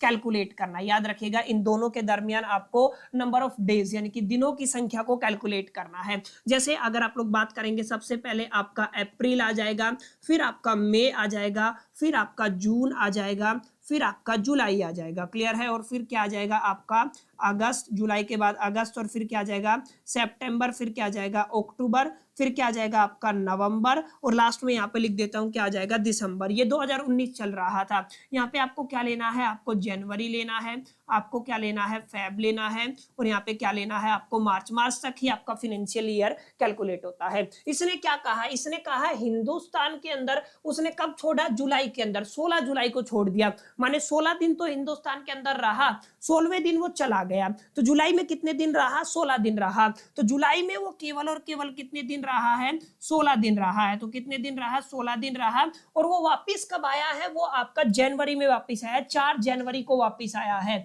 माने अगर आप लोग ध्यान से देखेंगे, अगस्त में नहीं था, सितंबर में नहीं था, अक्टूबर में नहीं था, नवंबर में नहीं था, और दिसंबर में भी नहीं था। जनवरी के मंथ में वो कब वापिस आया है? वो आपका 4 जनवरी को वापिस आया है। अब ध्यान से देखेंगे, जनवरी 31 का होता है, 31 दिन होते हैं, 31 में चौथे दिन आ गया है, माने 3 दिन माइनस होंगे। 31 में से 3 गए तो आई थिंक 28, यानी कि जनवरी में कितने दिन बनते हैं? 28 दिन बनते हैं। क्लियर? अब देखिए ध्यान से, फेब में कितना होता है? अगर 2020 की बात करें तो 29 दिन होंगे फेब के अंदर, लीप ईयर में कैलकुलेट होगा। मार्च में कितने होते हैं? 31 डेज होते हैं। ये आपका टोटल डेटा रहेगा। अब यहाँ पे इन साल में तो इन दिन, इन महीने में तो था ही नहीं। अब जून कितने का होता है? जून आपका होता है, अप्रैल होता है 30 का, मई होता है 31 का, और जून होता है आपका 30 का। क्लियर है? ये आपके दिन बन गए। तो ये जिस साल के लिए आपको कैलकुलेट करना है ना, उसका डेटा है। ऐसे आपको टोटल डेज कैलकुलेट करने हैं, क्योंकि दोनों कंडीशंस के अंदर आपके टोटल दिन ही कैलकुलेट होते हैं। क्लियर है? अब अगर आप लोग ध्यान से देखेंगे तो इसको जोड़ते हैं। चलिए, 30 है, फिर आपका 31 है, फिर आपका 30 है, और प्लस में कितना है? आपका 16 है, प्लस में आपका 28 है, प्लस में आपका 29 है और प्लस में आपका 31 है, माने 195 डेज बनते हैं। अगर मैं कहूं आपको टोटल कितने दिन बने, टोटल हिंदुस्तान में जिस साल उसने पैसा कमाया, जिस साल के लिए कैलकुलेट करना है, 195 डेज बने। क्लियर है? अच्छा, ये कुछ टाइम पीरियड था जिस टाइम पीरियड के दरमियान वो हिंदुस्तान से बाहर गया, और कब से रह रहा है, 1991 से रह रहा है, माने 1991 से, और कब तक की बात हो रही है, 2019-20 तक की बात हो रही है। और ये कुछ दिन थे जिस दिन वो बाहर रहा उनको हमने यहाँ से माइनस कर दिया है। रेजिडेंशियल स्टेटस आपको कैलकुलेट करना है, तो सबसे पहले हम लोग बेसिक कंडीशन 1 लगा के देखते हैं। बेसिक कंडीशन 1 क्या कहती है, प्रीवियस ईयर के दरमियान अगर मिनिमम 182 दिन अगर आपके बन जाते हैं तो आपकी बेसिक कंडीशन 1 सेटिस्फाई करेगी। तो यहाँ पे टोटल कितना बन रहा है, 195, माने ये कंडीशन क्या कर रही है, सेटिस्फाई कर रही है। तो यहां से आप लोग क्या कह सकते हैं, आप लोग यहां से ये कह सकते हैं इसका रेजिडेंशियल स्टेटस क्या होगा, यहां से आप लोग कह सकते हैं ये क्या है, आपका रेजिडेंट है। क्या है, आपका रेजिडेंट। क्लियर? तो यहां तक आई होप कि आपको बातें समझ में आई होंगी। रेजिडेंट तो आपको समझ में आ गया कि इसका स्टेटस कैसा है, रेजिडेंट है। अब बेसिक कंडीशन 1 सेटिस्फाई की है, तो अब कहां पे मूव करना पड़ेगा, हमें एडिशनल कंडीशन की तरफ मूव करना पड़ेगा। एडिशनल कंडीशन 1 क्या कहती है, एडिशनल कंडीशन 1 क्या कहती है, इसको छोड़ दो, जो प्रीसीडिंग 10 ईयर है, माने जो 10 ईयर के दरमियान अगर आप लोग ध्यान से देखेंगे, 10 साल के दरमियान वो कितनी बार रेजिडेंट होनी चाहिए, 2 टाइम रेजिडेंट होनी चाहिए। क्लियर है? कितने टाइम रेजिडेंट होनी चाहिए, 2 टाइम रेजिडेंट होनी चाहिए। एक बार 19-20 को छोड़ दो, अगर आप लोग 18 और 19 की बात करते हैं तो वो पूरी साल रहा, अगर 17-18 की बात करते हैं तो पूरी साल रहा, अगर उससे पहले की 1991 से रह रहा है, माने पूरी साल हिंदुस्तान में रहा। अगर पूरी साल हिंदुस्तान में रहा तो आपको ध्यान क्या देना है, आपको ध्यान ये देना है एक साल में करीब कम से कम 365 दिन रहा। और यहाँ पे अगर आप लोग देखेंगे हर साल 365 दिन रहा, तो यहाँ पे बेसिक कंडीशन 1 हर साल पूरी होगी, माने जितने भी पीछे है ना उतनी हर साल क्या होगी, बेसिक कंडीशन 1 पूरी होगी। जैसे अगर आप लोग कहते हैं, मान लीजिए 19-20 को छोड़ दीजिए, अगर आप लोग बात करते हैं 2018 और 19 को, ठीक है, वो कितने दिन रहा, पूरी साल रहा, तो बेसिक कंडीशन 1 सेटिस्फाई करेगी, तो रेजिडेंट हो गया। अगर मैं बात करता हूं 2017 और 18 की, तो वहां पे भी पूरी साल रहा, रेजिडेंट हो जाएगा। अगर मैं बात करता हूं 2016 और 17 की, तो फिर भी क्या होगा, रेजिडेंट होगा। तो पिछले 3 साल के दरमियान ही वो रेजिडेंट रहा, हमें कितना चाहिए, केवल 2 बार रेजिडेंट चाहिए, माने आपकी बेसिक जो एडिशनल कंडीशन 1 है वो भी क्या करती है, सेटिस्फाई करती है। अब हमें देखना है एडिशनल कंडीशन 2। एडिशनल कंडीशन 2 का मतलब क्या था, एडिशनल कंडीशन 2 आपको कहती थी कि पिछले 7 साल के दरमियान अगर टोटल 730 दिन बन जाए, 7 साल की बात हो रही है, और वो पूरी साल हिंदुस्तान में रहा, एक साल में 365 दिन होते हैं, और अगर आप लोग ध्यान से देखेंगे 365 केवल 2 साल में ही वो 700 दिन रह गया, 730 दिन, माने जो आपकी एडिशनल कंडीशन 2 है वो भी क्या कर रही है, सेटिस्फाई कर रही है। इसका मतलब क्या है, इसका मतलब ये है बेसिक कंडीशन भी सेटिस्फाई करी, एडिशनल कंडीशन दोनों सेटिस्फाई करी। अगर एडिशनल कंडीशन दोनों सेटिस्फाई करती हैं तो वो किस स्टेटस में चला जाएगा, ऑर्डिनरी रेजिडेंट के स्टेटस में चला जाएगा। क्लियर? तो बहुत आसान है, उम्मीद करता हूं चीजें क्लियर हुई होंगी। कोई भी मिस्टर ए है जो यूएसए का सिटीजनशिप रखता है, 1991 से हिंदुस्तान में रह रहा है, इस टाइम पीरियड के दरमियान वो हिंदुस्तान से बाहर गया था, वो मैंने माइनस कर दिया है। प्रीवियस ईयर के टोटल दिन कैलकुलेट किए, 195 दिन बना। हमें बताना क्या है, रेजिडेंशियल स्टेटस है, तो वो रेजिडेंट रहेगा और ऑर्डिनरी रेजिडेंट होगा। तो ये जितना भी पैसा कमाएगा इसकी ग्लोबल इनकम के ऊपर इसको क्या देना पड़ेगा, टैक्स देना पड़ेगा। तो ऐसे सवाल आते हैं एग्जामिनेशन में। चलिए एक और क्वेश्चन प्रैक्टिस करते हैं ताकि आपका थोड़ा सा शार्पनेस बढ़े। अगला क्वेश्चन क्या है, कोई भी इंडियन सिटीजनशिप है, जो बिजनेसमैन है Shri Raj Gopal, who reside in Jaipur went to Germany for the employment। अब यहाँ पे 2-3 शब्द है जिनका ख्याल आपको रखना है। इंडियन सिटीजनशिप का बंदा है और एम्प्लॉयमेंट पर्पस के लिए बाहर जा रहा है, तो इस केस में मैंने क्या बताया था, यहाँ पे केवल और केवल आप लोग बेसिक कंडीशन 1 लगाएंगे, बेसिक कंडीशन 2 लगानी ही नहीं है, ठीक है। अब यहाँ पे क्या कह रहा है, who resident in Jaipur and went to Germany for the employment purpose। कब गया है वो, 15/8/2019 को गया है, और वापस कब आ गया है, आपका 10/11/2020 को वापस आ गया है। He never been out India the past, उससे पहले वो कभी हिंदुस्तान से बाहर नहीं गया है, इस चीज को आपको ध्यान में रखना है। असेसमेंट ईयर कितना दे रखा है, यहाँ पे ध्यान से देखिएगा, 2020 और 21 दे रखा। अगर असेसमेंट ईयर 2020 और 21 है तो प्रीवियस ईयर कितना हो जाएगा बताओ फटाफट से। प्रीवियस ईयर हो जाएगा आपका 20-21 है तो 19-20 हो जाएगा। माने हमें 19 और 20 के लिए कैलकुलेट करना है और 19 और 20 के लिए हमें बेसिक कंडीशन 1 ही कैलकुलेट करनी है। तो देखेंगे कितने दिन बाहर रहा हिंदुस्तान में, कितने दिन रहा। 2019 के लिए हम लोग क्या लिख सकते हैं, हम लोग लिख सकते हैं 1/4/2019 से आपका फाइनेंशियल ईयर चालू होता है और हमें 2020 की बात करनी है। तो 2020 की अगर मैं बात करूं तो हम लोग क्या लिखेंगे, हम लोग लिखेंगे 31 मार्च माने 3103 और यहाँ पे कितना आ जाएगा 2020 आ जाएगा। इन दोनों के बीच में आपको कैलकुलेट करना है। सेम वही कैलकुलेशन है जो इससे पहले वाले क्वेश्चन में मैंने आपको समझाई थी। सबसे पहला महीना कौन सा रहेगा, अप्रैल रहेगा, फिर आपका मई आ जाएगा, फिर आपका जून आ जाएगा, फिर आपका जुलाई आ जाएगा, ऐसे ही फिर क्या आ जाएगा आपका अगस्त, फिर क्या कहेंगे हम लोग सितंबर, फिर क्या आ जाएगा आपका अक्टूबर और फिर क्या आ जाएगा आपका नवंबर और फिर क्या आ जाएगा आपका दिसंबर। यहाँ पे क्या कैलकुलेट करना है, जैन कैलकुलेट करना है, फेब कैलकुलेट करना है और मार्च कैलकुलेट करना है। अब हमें देखना क्या है, देखना ये है कि वो हिंदुस्तान से बाहर कब गया है। यहाँ पे देखिएगा वो गया है 15/8/2019 को, माने 8वें महीने जो अगस्त में 15 दिन रहा, 15वें दिन गया तो 15 दिन अगस्त में रहा। तो यहाँ पे अगस्त में कितने दिन रहा, वो 15 दिन रहा और फिर वो चला गया। क्लियर है, वो क्या हुआ, चला गया। और फिर वापस कब आया है,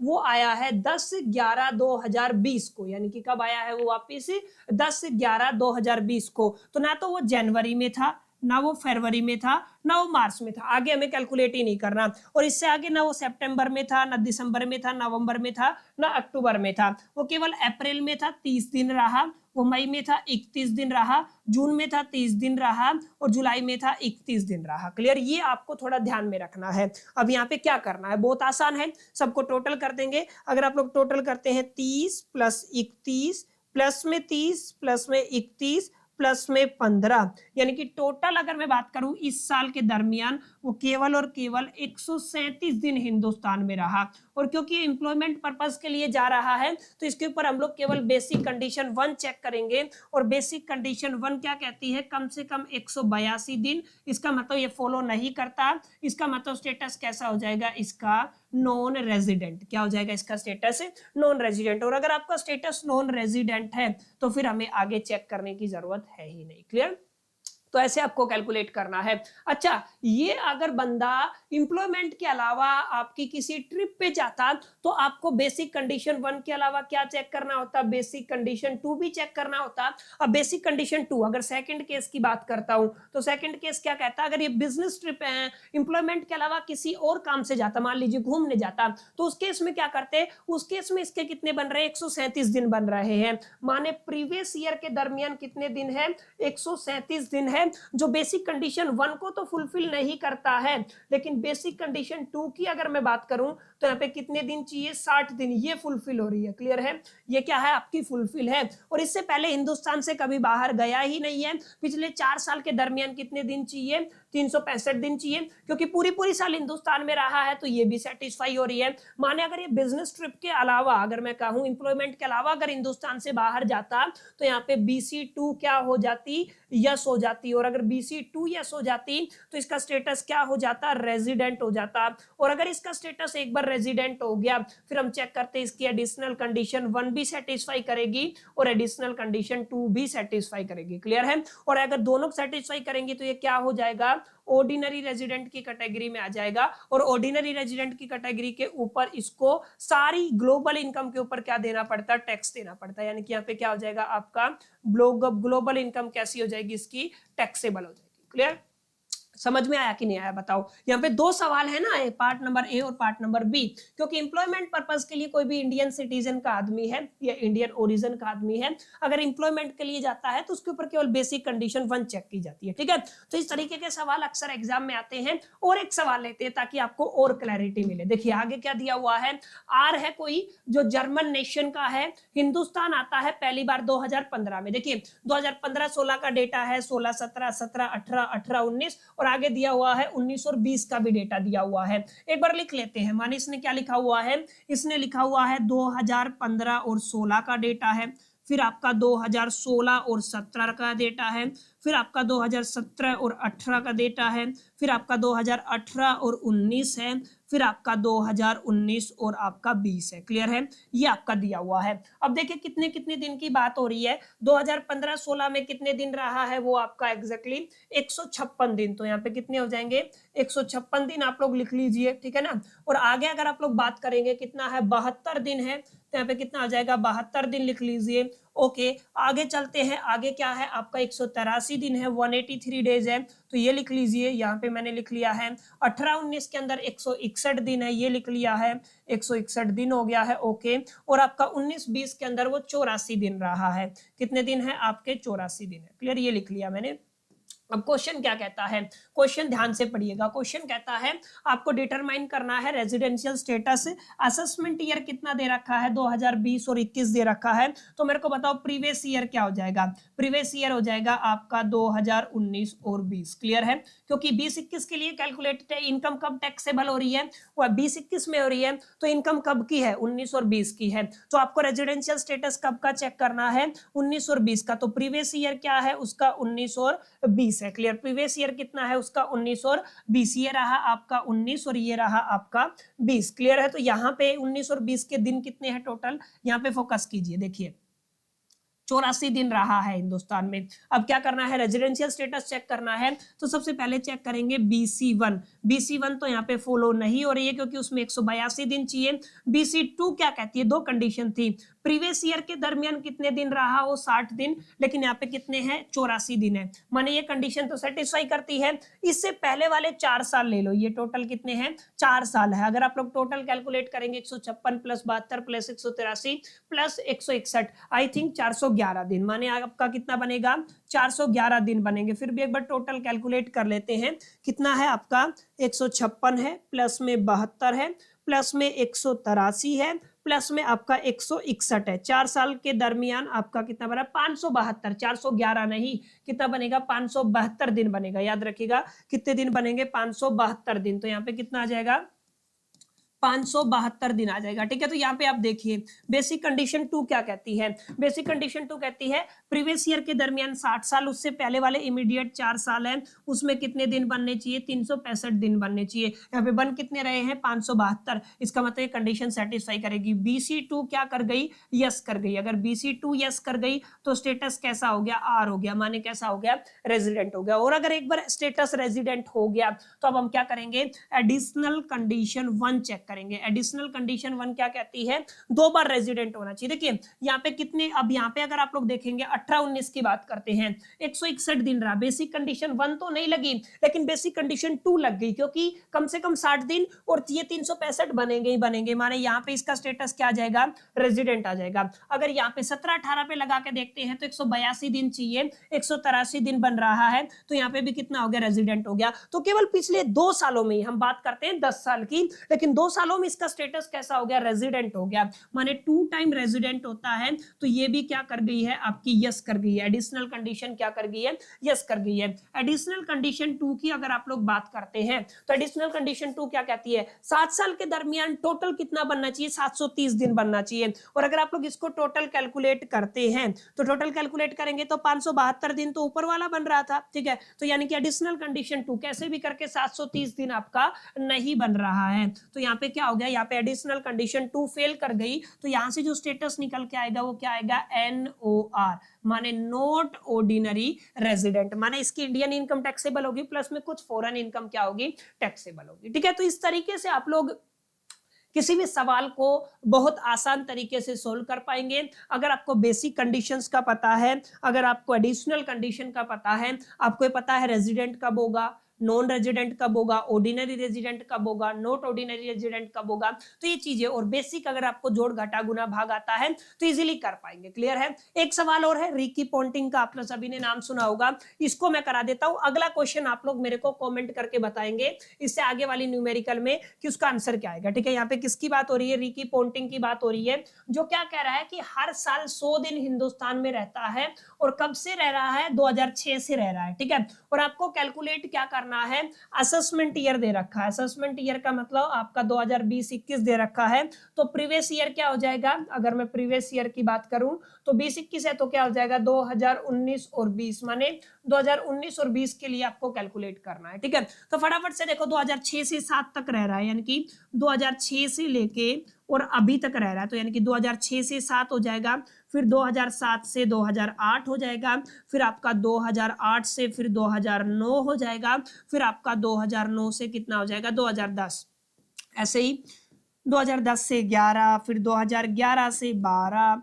फिर आपका 2012 से कितना हो जाएगा 13, फिर ऐसे ही आपका 2013 से कितना हो जाएगा 14, फिर 2014 से यहाँ पे आ जाएगा 15, फिर मैं लिख देता हूँ 15 से 16, 16 से 17, 17 से 18, यानी कि 2017 से 18 और 2018 से 19 और 2019 से कितना आ जाएगा आपका 20, क्योंकि हमें 19 और 20 का ही क्या करना है कैलकुलेट करना है। हर साल कितने दिन रहा 100 दिन रहता है, तो लिख दीजिए कितना आ गया आपका 100 दिन आ गया है हर साल, तो यहाँ पे मैंने लिख दिया 100 दिन है। ओके, यहाँ पे आप लोगों ने 100 दिन लिख दिया, तो यहाँ पे कितना आ जाएगा आपका 100 दिन आ जाएगा। तो ऐसे ऐसे आप लोग लिखते जाइएगा और कैलकुलेट कर लीजिएगा। यहाँ पे 100 दिन की बात हो रही है तो 100 दिन हो गया है, यहाँ पे भी 100 दिन हो गया है। हमें कैलकुलेट करना है 2019 और 20 के लिए, याद रखिएगा किसके लिए कैलकुलेट करना है 2019 और 20 के लिए। अगर कितने दिन रहा 100 दिन रहा, ठीक है। अगर मैं कहूँ बेसिक कंडीशन 1 लगी, उसके लिए 182 दिन चाहिए, नहीं लगी। बेसिक कंडीशन 2 लगा के देखो 60 दिन बनते हैं क्योंकि वो 100 दिन रहा। और उससे पहले वाले 4 साल देखो कितने साल है 4 साल, टोटल कितना बन रहा है 400 दिन, चाहिए कितना 365, क्योंकि दूसरी कंडीशन क्या कहती है 365 दिन होने चाहिए, माने बेसिक कंडीशन 2 लग गई। अगर बेसिक कंडीशन 2 यस कर गई है तो इसका स्टेटस कैसा आ जाएगा, स्टेटस आ जाएगा इसका रेजिडेंट। और अगर आपका स्टेटस रेजिडेंट आ गया तो अब एडिशनल कंडीशन चेक करेंगे। एडिशनल कंडीशन 1 क्या कहती है, देखिए same data multiple time repeat हो रहा है तो मैंने 2 बार रेजिडेंट तो हो ही जाएगा, तो मैं डायरेक्ट बता देता हूं यहाँ पे एडिशनल कंडीशन 1 यस करेगी। अगर एडिशनल कंडीशन 2 की बात करते हैं, एडिशनल कंडीशन 2 क्या कहती है, पिछले 7 साल के दरमियान 730 दिन होना चाहिए। 7 साल के दरमियान हर साल 100 है तो 700 ही दिन बनेगा, माने ये कंडीशन लगेगी नहीं। इसका मतलब एडिशनल कंडीशन अगर एक भी रह जाती है तो उसका स्टेटस कैसा आ जाएगा, नॉट ऑर्डिनरी रेजिडेंट आ जाएगा। क्लियर, कितने दिन कम रह गए, केवल 30 दिन कम रहे। यहाँ पे कह रहा है कि 110 से बढ़ा के कितना, सॉरी 100 से बढ़ा के 110 कर दे, यानी कि यहाँ पे भी 110, यहाँ पे भी 110, हर जगह कितना कर दे 110 कर दे। तो 7 साल में कितना बढ़ेगा, देखो 1 साल में 10 बढ़ा तो 7 साल में कितना बढ़ेगा 70 दिन। जहां पे आपको 700 दिन बन रहे थे एडिशनल कंडीशन 2 के केस में, वहां पे कितने बनेंगे 770 बनेंगे। माने जो हमारी कंडीशन होती है 730 वाली वो क्या कर जाएगी, यस कर जाएगी। और अगर वो कंडीशन एक बार यस करी तो ये किस कैटेगरी में आ जाएगा, ऑर्डिनरी रेजिडेंट की कैटेगरी में आ जाएगा। ठीक है, तो ऐसे करके बड़ी आसान तरीके से आप लोग न्यूमेरिकल को सोल्व कर सकते हैं, बहुत आसान तरीके से प्रैक्टिस कर सकते हैं। ऐसे ऐसे सवाल आते रहेंगे, ऐसे ऐसे सवाल आप लोग सोल्व करते रहेंगे और इसी तरीके का न्यूमेरिकल पास कोर्स और ऑनर्स के अंदर, प्रोग्राम और ऑनर्स के अंदर अक्सर एग्जाम में पूछा जाता है। क्लियर, उम्मीद करता हूं बातें यहां तक समझ में आई होंगी। एक और सवाल है, इसको भी समझते हैं क्या कहता है। देखिए अगला क्वेश्चन क्या कहता है, मिस्टर एक्स है, क्या नाम है, मिस्टर एक्स है, जो क्या है इंडिया आता है, कहां से, अमेरिका से इंडिया आता है। फर्स्ट टाइम कब आया है, 10/10/2019 को। He return to his home country after staying India up to the 5/7/2020। ये थोड़े से टाइम हिंदुस्तान में रहा। Will he be the resident in India for the assessment year 2020 और 21। देखिए असेसमेंट ईयर कितना दे रखा है 2020 और 21, यहीं पे लिख देता हूं तो प्रीवियस ईयर कितना हो जाएगा, प्रीवियस ईयर हो जाएगा 2019 और 20। ठीक है, तो प्रीवियस ईयर कितना हो गया 2019 और 20 हो गया है। वो कब आया, वो 10/10/2019 को आया है। ठीक है, और चला कब गया है 5/7/2020 को। तो सेम आपको क्या करना पड़ेगा, वही डेटा लगाना पड़ेगा फाइनेंशियल ईयर वाला। तो हम लोग कहां से चलेंगे, हम लोग 2019 के अंदर, अगर आप लोग ध्यान से देखेंगे तो अप्रैल से चलेंगे। ठीक है, तो मैं यहाँ पे क्या लिख रहा हूं, आपका अप्रैल लिख रहा हूं, फिर आपका मई आ जाएगा, फिर आपका जून आ जाएगा, फिर आपका जुलाई आ जाएगा, ऐसे फिर क्या आ जाएगा आपका अगस्त, फिर आपका क्या आ जाएगा सितंबर, फिर क्या आ जाएगा अक्टूबर, फिर क्या आ जाएगा आपका नवंबर, और फिर क्या आ जाएगा आपका दिसंबर। ऐसे हम लोग कहाँ पे बात कर रहे हैं 2020 की, तो 2020 के अंदर अगर फाइनेंशियल ईयर की बात करते हैं तो हम लोग या तो जनवरी लेते हैं, फिर हम फरवरी लेते हैं और फिर क्या ले लेंगे, मार्च ले लेंगे। ठीक ठीक है। अब समझना क्या है, समझना ये है कि कितने दिन आया। देखिए वो कब आया है, 10/10/2019 को 10वें महीने में आया है, माने वो अक्टूबर में आया है और 10 तारीख को आया है। तो अक्टूबर अगर आप लोग देखेंगे तो कितने का होता है, देखिए 30 31 30 31 30 31 और 30 का महीना होता है आई थिंक अक्टूबर। अक्टूबर की 10 तारीख को आ गया है तो 20 दिन तो वो बचे, 10 तारीख को आया उसको भी कैलकुलेट करेंगे, माने कितने दिन है यहाँ पे बने 21 दिन। क्लियर है, कितने दिन बने 21 दिन। अक्टूबर के नवंबर 30 दिन हो गए, दिसंबर कितना हो गया आपका 31 हो गया। क्लियर है। अब यहाँ पे जनवरी कितने का होता है, 31 का होता है, फेब 2020 में 29 का है, मार्च कितने का है 31 का है। ठीक है। अब वो कब चला गया है, 5/7 को चला गया है तो हमें उससे कुछ लेना देना नहीं है। 2020 का जो आपका फाइनेंशियल ईयर है वो मार्च में ही क्लोज हो जाता है। अगर आप लोग टोटल दिनों को कैलकुलेट करेंगे तो कितना बनेगा, देखिए यहाँ पे कितना है 21 दिन है, प्लस में 30 दिन है, प्लस में 31 है, प्लस में 31 है और प्लस में 29 है और प्लस में कितना है 31 है, 173 दिन बना है। टोटल कितना बना है आपका 173 दिन बना है। क्लियर है। याद रखिएगा वो इससे पहले हिंदुस्तान में नहीं आया, केवल इसी साल आया है, याद रखिएगा 173 बना है। तो मैं अगर आपसे कहूं BC1 सेटिस्फाई किया, BC1 सेटिस्फाई नहीं किया है। अगर मैं कहूं BC2 सेटिस्फाई किया, BC2 भी सेटिस्फाई नहीं किया है, तो हम लोग क्या कह देंगे इसको, नॉट रेजिडेंट। तो किस कैटेगरी में आ जाएगा ये, नॉट रेजिडेंट की कैटेगरी में आ जाएगा। प्रैक्टिस कर लिया था। आज हम बात करने वाले हैं आपके डीम्ड रेजिडेंट को लेकर के। देखिए जैसा कि मैंने आपको बताया, अगर आप लोग इंडिविजुअल वाला केस लेके चलते हैं, माने अगर आप लोग इंडिविजुअल वाली कैटेगरी उठाते हैं तो इंडिविजुअल वाली कैटेगरी के अंदर हमारे पास दो केस बन रहे थे। एक का टाइटल हमारा था जिसको हम लोगों ने रेजिडेंट बोला था, एक हमारा क्या था, नॉन रेजिडेंट था। नॉन रेजिडेंट का मतलब क्या है कि इसके ऊपर ना तो बेसिक कंडीशन 1 काम करती है, ना ही बेसिक कंडीशन नंबर 2 काम करती है, एडिशनल कंडीशन की तो बात होती ही नहीं है। तो ये जो आपका रेजिडेंशियल नॉन रेजिडेंट की कैटेगरी है, इसी के आगे ये अबांडमेंट किया गया जिसको हम लोगों ने डीम्ड रेजिडेंट की कैटेगरी में रखा गया। रेजिडेंट के अंदर आपका एक ऑर्डिनरी रेजिडेंट आता है, एक नॉट ऑर्डिनरी रेजिडेंट आता है। ये तमाम बातें हम लोग डिस्कशन कर चुके हैं अपने पहले 3 पार्ट के अंदर। आज क्या समझना है, देखिए सेक्शन 6 का सबसेक्शन 1 ये बताता है आपका रेजिडेंशियल स्टेटस को। अब इस सेक्शन 6 सबसेक्शन 1 के अंदर माय डियर फ्रेंड्स एक अमेंडमेंट किया गया और इसके अंदर एक क्लोज और डाल दिया गया, इसको फिर आगे मॉडिफाई करके बोला गया, हम इसको बोलेंगे सेक्शन 6(1)(a), माने इसमें आपका अमेंडमेंट कर दिया है। ये जो 1A है सेक्शन 6 का, ये आपका डीम्ड रेजिडेंट्स के स्टेटस को बताता है। डीम्ड रेजिडेंट का स्टेटस क्या कहता है, देखिए डीम्ड रेजिडेंट की कैटेगरी में कौन इंडिविजुअल आएगा, जो भी पर्सन हिंदुस्तान का निवासी है, माने उसके पास इंडियन सिटीजनशिप है। बहुत सारे ऐसे लोग हैं जो फॉरेन में रहते हैं लेकिन उनके पास जो सिटीजनशिप है वो कहां की होती है, इंडिया की होती है। तो जब भी आप लोग डीम्ड रेजिडेंट की कैटेगरी को चेक करेंगे, डीम्ड रेजिडेंट की कैटेगरी माने ये आपके जनरली नॉन रेजिडेंट वाले लोग होते हैं, तो सबसे पहली कंडीशन इनके पास क्या रहेगी कि ये इंडियन सिटीजन होंगे। ध्यान दे दीजिएगा, अगर इंडिया के अंदर इनकी इनकम 15 लाख से एक्सीड करती है तो ये इनकी सेकंड कंडीशन होगी। समझ में आया।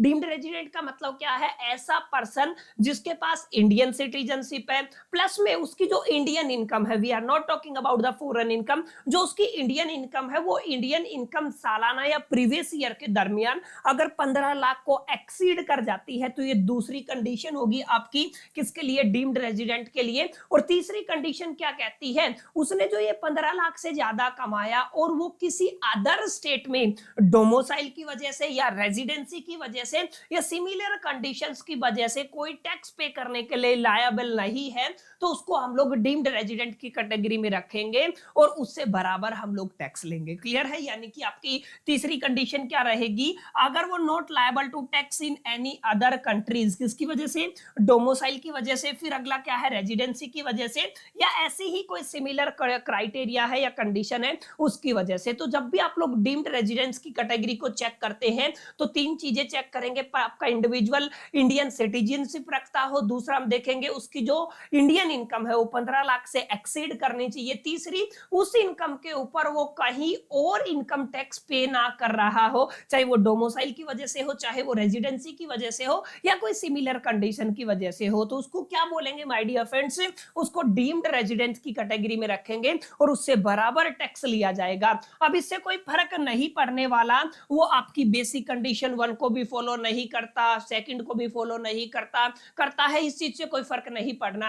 अगर ये 3 कंडीशन उसके ऊपर लागू होती हैं तो आंख बंद करके उसके ऊपर कौन सा टाइटल लग जाएगा, कौन सा स्टेटस उसको दे दिया जाएगा, डीम्ड रेजिडेंट वाला स्टेटस दे दिया जाएगा। क्लियर? तो आपको थोड़ा ध्यान रखना है, डीम्ड रेजिडेंट के ऊपर अक्सर एग्जामिनर सवाल पूछ लेता है। मैं फिर बता रहा हूं, सेक्शन 6 सबसेक्शन 1 आपको बताता है इंडिविजुअल के स्टेटस को लेकर के कि इसका इंडिविजुअल का स्टेटस आपका रेजिडेंट होगा कि नॉन रेजिडेंट होगा। अगर रेजिडेंट होगा तो ऑर्डिनरी के केस में जाएगा कि नॉट ऑर्डिनरी के केस में जाएगा। लेकिन जब इस सेक्शन 6 सबसेक्शन 1 के अंदर अमेंडमेंट किया गया, सेक्शन 6 सबसेक्शन 1 और आपका क्लोज ए आया, वो आपके डीम्ड रेजिडेंट स्टेटस को लेकर के आया। क्लियर है? और इसके लिए 3 कंडीशंस आपकी हैं, अगर आप इनको चेक कीजिए, अप्लाई कीजिए। अगर ये तीनों कंडीशंस उसके ऊपर अप्लाई होती हैं तो उस पर्सन को डीम्ड रेजिडेंट का स्टेटस दे दिया जाएगा। तो यहां तक उम्मीद करता हूं आपको क्लियर हो गया होगा। यहां तक हम लोगों ने इंडिविजुअल वाले केस को कंप्लीट कर लिया है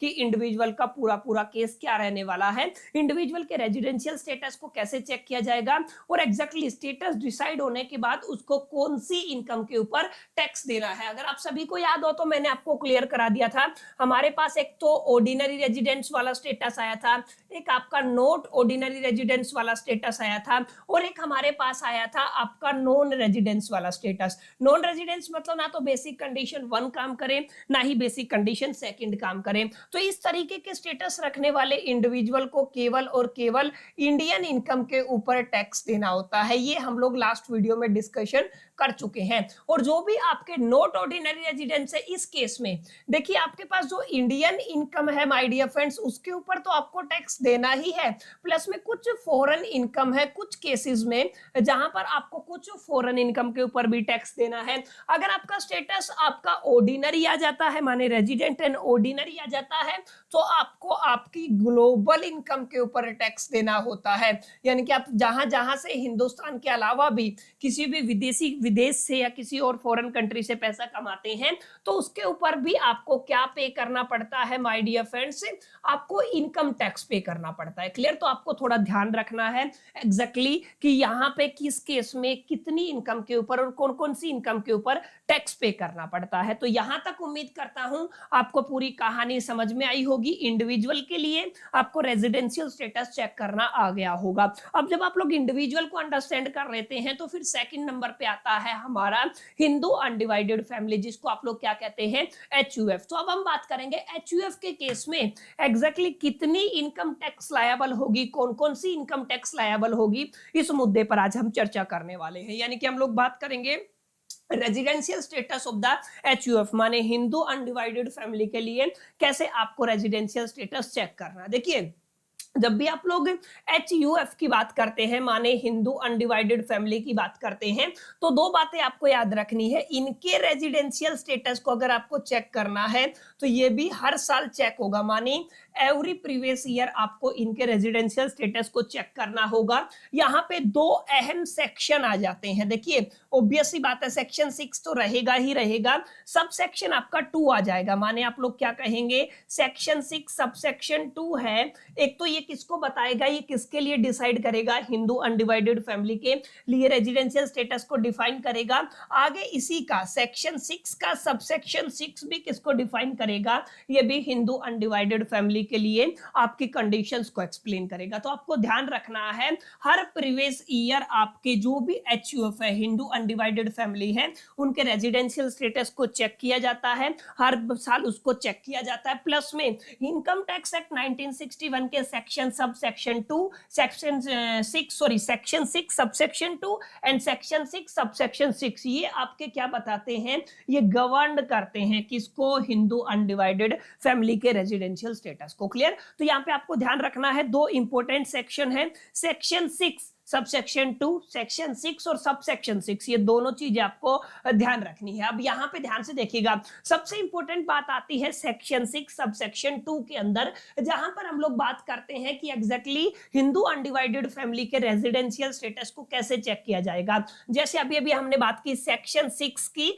और सबसेक्शन 1 की, तो इंडिविजुअल के केस में हम लोग या तो बेसिक कंडीशन 1 अप्लाई करते थे या फिर हम लोग बेसिक कंडीशन 2 अप्लाई करते थे। यहां से अगर उसका रेजिडेंशियल स्टेटस आता था तो हम लोग आगे मूव करते थे, यहाँ पे हम लोग additional condition 1 and additional condition 2 apply करते थे और यहां से हम उसके रेजिडेंशियल स्टेटस को डिवाइड कर देते थे, ओआर के अंदर आएगा कि एनओआर के अंदर आएगा, और यहां से हम लोग डिसाइड कर देते थे कि उसका रेजिडेंशियल स्टेटस आर रहेगा कि एनआर रहेगा, माने नॉन रेजिडेंस रहेगा कि रेजिडेंस रहेगा। ये तो आपका कहां किसके केस में था, इंडिविजुअल के केस में था। मैंने बताया, बार बार बता रहा हूं, सेक्शन 6 सबसेक्शन 1 बताता है इस बात को। लेकिन अगर आप लोग बात करते हैं हिंदू अनडिवाइडेड फैमिली की, तो यहाँ पे ये सारी चीजें हम लोग कहां पे डिस्कशन करेंगे, सेक्शन 6 सबसेक्शन 2 के अंदर। क्लियर है? यहाँ पे आपको ध्यान से देखना है, जब भी आप लोग हिंदू अनडिवाइडेड फैमिली की बात करते हैं तो हिंदू अनडिवाइडेड फैमिली के अंदर हम बात करते हैं control and management of affairs की,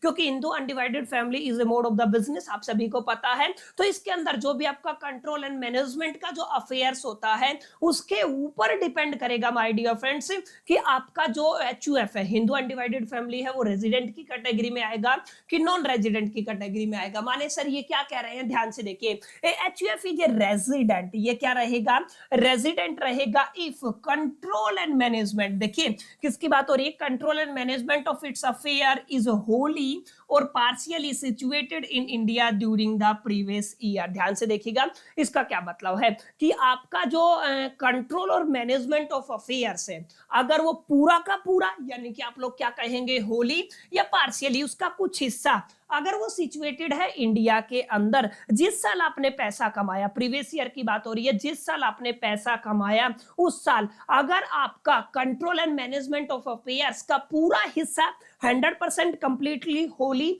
या फिर उसका कुछ परसेंटेज इंडिया के अंदर सिचुएटेड है, तो आपका जो हिंदू अनडिवाइडेड फैमिली है उसको रेजिडेंट का स्टेटस दे दिया जाएगा। क्लियर? उम्मीद करता हूं बात समझ में आई होगी। यहां पे डिवाइड करने का, वहां पे तो हम लोग देख रहे थे इंडिविजुअल के केस में कि वो हिंदुस्तान में कितने दिन रहा, हिंदू अनडिवाइडेड फैमिली के अंदर हम control and management of affairs को देखेंगे। अगर control and management of affairs Hindustan के अंदर सिचुएटेड है, चाहे उसका कुछ हिस्सा सिचुएटेड हो या फिर वो कंप्लीटली हिंदुस्तान से ऑपरेट हो रहा हो, कंट्रोल हो रहा हो, मैनेज हो रहा हो, तो उस केस में हम उसको रेजिडेंट की कैटेगरी में रख देंगे, रेजिडेंट का स्टेटस दे देंगे। और अगर आपका पूरा का पूरा ही आउटसाइड से कंट्रोल और मैनेज हो रहा है तो उस केस में हम लोग उसको नॉन रेजिडेंट की कैटेगरी में रख देंगे। क्लियर? उम्मीद करता हूं बात आपको समझ में आई होगी। आपका हिंदू अनडिवाइडेड फैमिली को रेजिडेंट का स्टेटस कब दिया जाएगा, अगर उसका control and management of affairs completely या पार्शियली सिचुएटेड है इंडिया के अंदर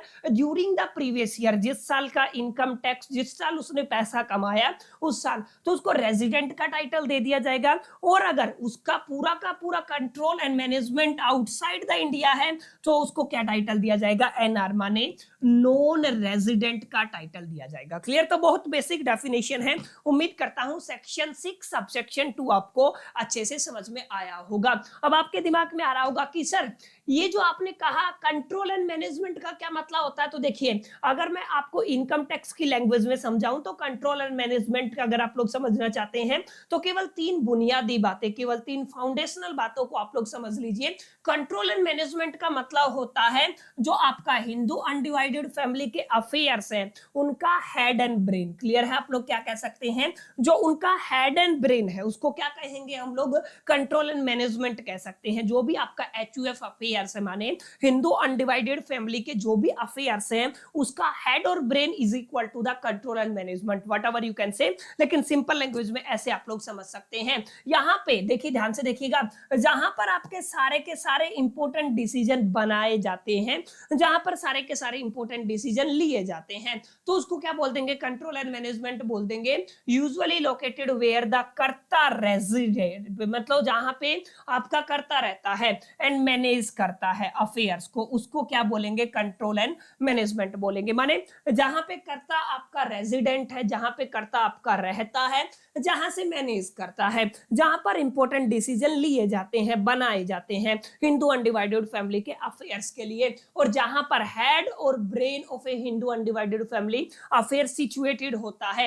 ये तीनों चीजें किसको इंडिकेट करती हैं, ये तीनों चीजें control and management of the HUF affairs को रिप्रेजेंट करती है। तो बहुत बुनियादी तौर पे इनकम टैक्स को लेकर के आपको ये बात समझ में आ गई होगी कि HUF माने हिंदू अनडिवाइडेड फैमिली के केस में एग्जैक्टली कंट्रोल एंड मैनेजमेंट का क्या मतलब होता है। तो अगर कोई हिस्सा आपका कंट्रोल एंड मैनेजमेंट का HUF अफेयर्स के कंट्रोल एंड मैनेजमेंट का अगर हिंदुस्तान के अंदर है तो वो आपका रेजिडेंस कहलाएगा, और अगर आपका पूरा का पूरा हिंदुस्तान के अंदर है तो भी रेजिडेंस कहलाएगा।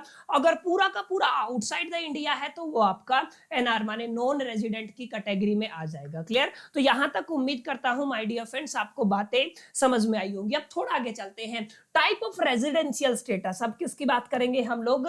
टाइप ऑफ रेजिडेंशियल स्टेटस की बात करेंगे। क्या बताया मैंने? आपका HUF है, हमने देखा आपका जो HUF है उसको डिसाइड करने के लिए, उसके रेजिडेंशियल स्टेटस को डिफाइन करने के लिए सेक्शन 6 सबसेक्शन 2 हमें कहता है कि यहाँ पे दो आपके स्टेटस बन जाते हैं। एक आपका रेजिडेंट बन जाता है, ठीक है ना, यानी कि आपके HUF के लिए भी रेजिडेंट बन जाता है।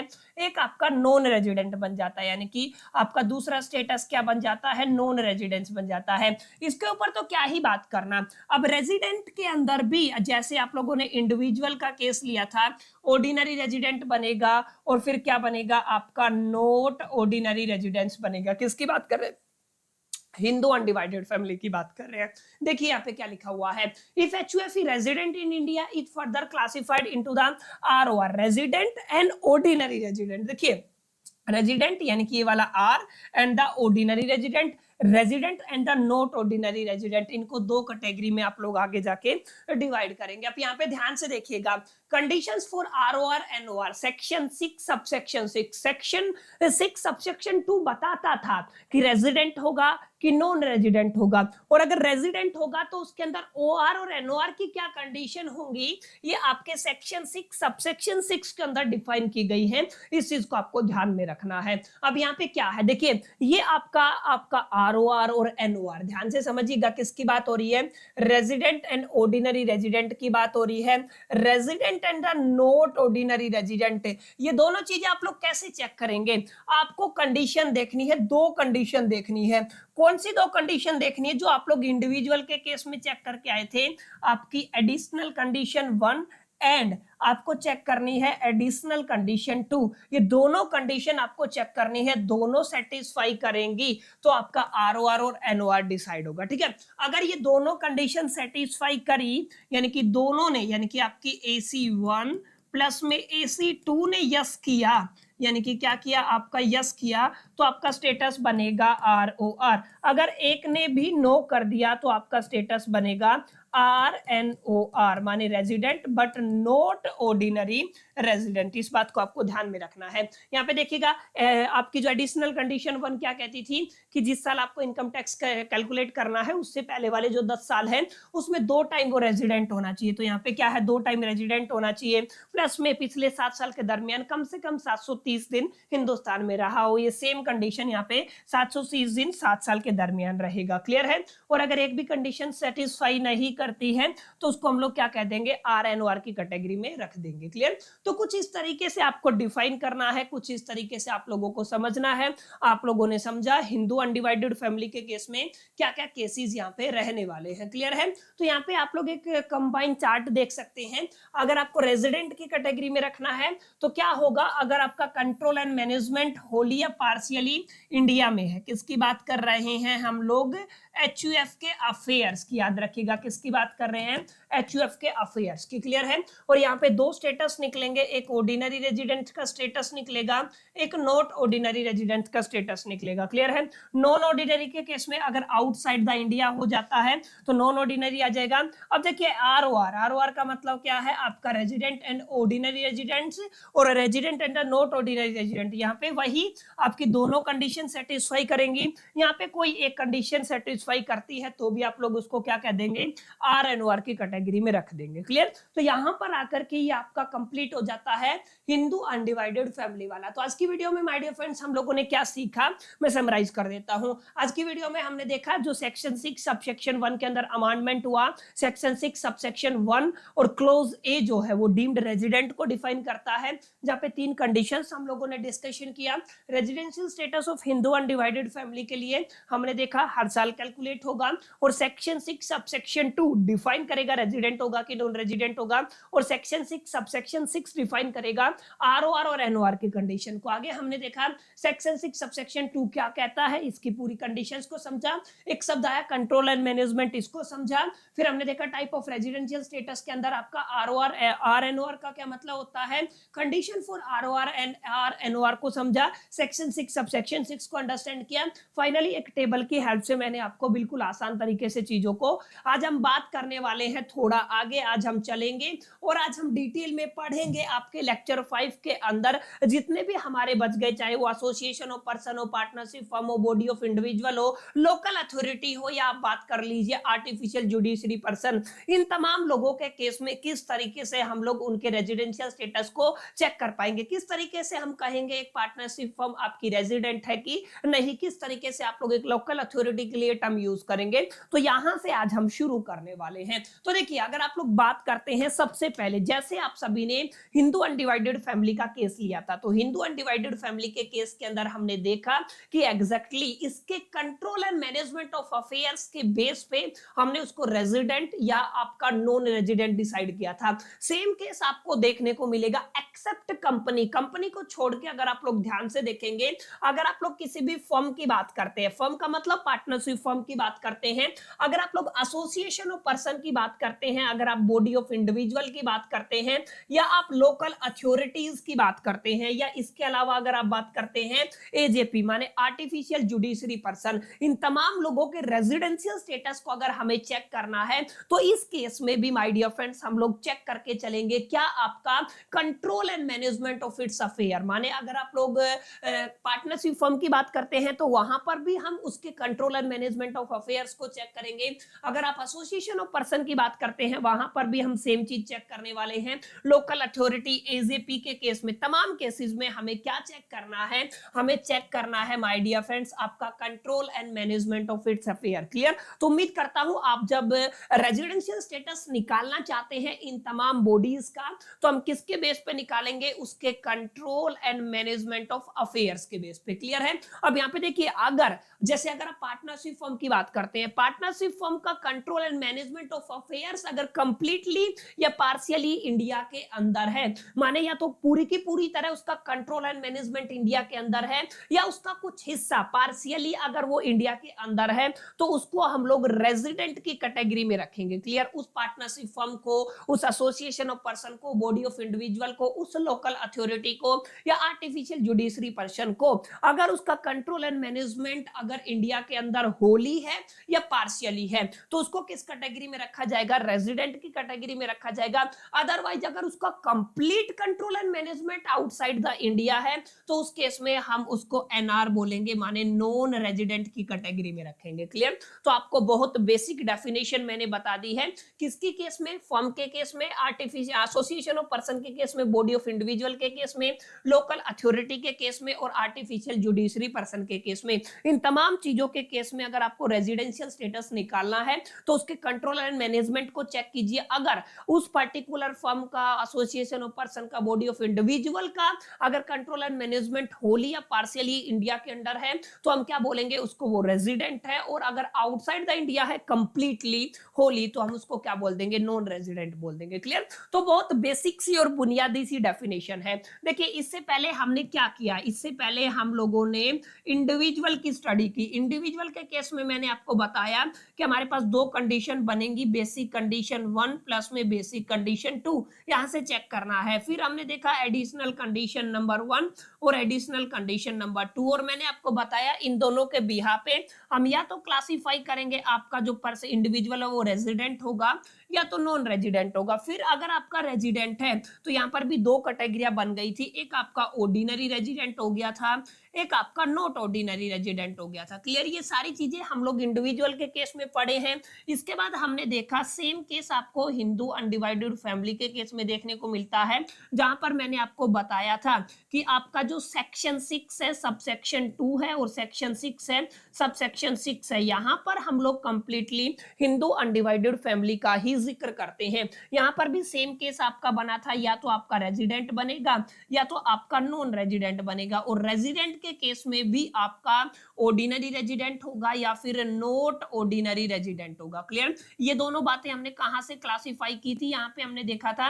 एडिशनल कंडीशन नंबर 1 अगर फॉलो होती है, एडिशनल कंडीशन नंबर अगर 2 फॉलो होती है according to the section 6 subsection 6, ये बात हम लोगों ने कही थी। माने देखिए रेजिडेंट और नॉन रेजिडेंट और रेजिडेंट और नॉन रेजिडेंट के बाद ऑर्डिनरी या नॉट ऑर्डिनरी वाली जो क्लासिफिकेशन है ना, वो इंडिविजुअल के केस में लागू होती है और हिंदू अनडिवाइडेड फैमिली के केस में लागू होती है। इसके अलावा जितने भी आपके पार्टनरशिप फॉर्म बच गए, एसोसिएशन ऑफ पर्सन बच गए, बॉडी ऑफ इंडिविजुअल बच गए, या लोकल अथॉरिटी या आर्टिफिशियल जुडिशरी पर्सन है, वहां पर रेजिडेंशियल स्टेटस या तो आपका रेजिडेंट होगा या नॉन रेजिडेंट होगा। वहां पर हमें ये चेक नहीं करना है कि वो ऑर्डिनरी रेजिडेंट है कि नॉट ऑर्डिनरी रेजिडेंट है। क्लियर? तो यहां तक उम्मीद करता हूं माय डियर फ्रेंड्स बातें आपको क्लियर रही होंगी। और ये जो डेफिनेशन मैंने आपको दी है ये आपके सेक्शन 6 सबसेक्शन 2 के अंदर लिखी हुई है। क्लियर? याद रखिएगा सेक्शन 6 सबसेक्शन 2 के अंदर किसके लिए रेजिडेंशियल स्टेटस की कंडीशन लिखी हुई है? पार्टनरशिप फर्म के लिए, एसोसिएशन ऑफ पर्सन के लिए, बॉडी ऑफ इंडिविजुअल के लिए, लोकल अथॉरिटीज के लिए और आर्टिफिशियल जुडिशरी पर्सन के लिए। अब आप सभी के दिमाग में आ रहा होगा सर इंडिविजुअल हो गया, हिंदू अनडिवाइडेड फैमिली हो गया, फर्म हो गया, association of person, body of individual, local authority और आर्टिफिशियल जुडिशरी पर्सन हो गया। एक हमारा कॉन्सेप्ट रह गया है सर जिसके बारे में आपने बात नहीं की कि कोई भी कंपनी है, कोई भी आपकी क्या है कंपनी है, उस कंपनी के बारे में बात नहीं की, क्योंकि हमने जब बात की थी पर्सन की इनकम टैक्स की डेफिनेशन के अकॉर्डिंग तो वहां पर कंपनी को इंक्लूड किया गया था। तो अगर आप लोग कंपनी के रेजिडेंशियल स्टेटस को चेक करना चाहते हैं ना तो उसकी जो डेफिनेशन है वो सेक्शन 6 के सबसेक्शन 3 के अंदर दिखी हुई है। हम बात कर रहे थे अभी तक सेक्शन 6 के सबसेक्शन 2 की, अब हम बात करेंगे सेक्शन 6 के सबसेक्शन 3 की, 6 के 3 की। अगर आप लोग ध्यान से देखेंगे तो यहाँ पे हम लोग क्या चेक करते हैं, हम रेजिडेंशियल स्टेटस चेक करते हैं किसी भी कंपनी का कि आपकी कंपनी रेजिडेंट होगी कि आपकी कंपनी नॉन रेजिडेंट होगी। ये वाला स्टेटस आपका चेक करना है तो आपको इनकम टैक्स एक्ट के सेक्शन 6 के सबसेक्शन 3 को अंडरस्टैंड करना पड़ेगा। यहां पे अगर आप लोग कंपनी की बात करते हैं तो देखिए कंपनी का जो इनकॉर्पोरेशन आप लोग कह सकते हैं, कंपनी का जो रजिस्ट्रेशन है, या कंपनी अगर हिंदुस्तानी है, अगर आपकी कंपनी है वो कैसी है, हिंदुस्तान की कंपनी है, तो उसका जो रेजिडेंशियल स्टेटस ऑब्वियस सी बात है रेजिडेंट होगा। और अगर आपकी कंपनी फॉरेनर है तो वो कहां पे चली जाएगी, वो आपकी नॉन रेजिडेंट की कैटेगरी में चली जाएगी। माने जितनी भी इंडियन कंपनी है, इंडियन कंपनी का मतलब देसी लैंग्वेज में माय डियर फ्रेंड्स आप लोग समझ सकते हैं, अगर उनका इनकॉर्पोरेशन, अगर मैं सिंपल लैंग्वेज में कहूं तो अगर उन कंपनीज का इनकॉर्पोरेशन कहां पे हुआ है, इंडिया के अंदर हुआ है। क्लियर है? कहां पे हुआ है, इंडिया के अंदर हुआ है, तो वो कंपनी कौन सी कंपनी है, इंडियन कंपनी है। और उनका जो रेजिडेंशियल स्टेटस है हमेशा क्या रहेगा, रेजिडेंट रहेगा। माने उनको हम लोग आर की कैटेगरी में रखेंगे। क्लियर? सेक्शन 6 सबसेक्शन 3 आपको आजादी देता है, ये डेफिनेशन आपको देता है। क्लियर?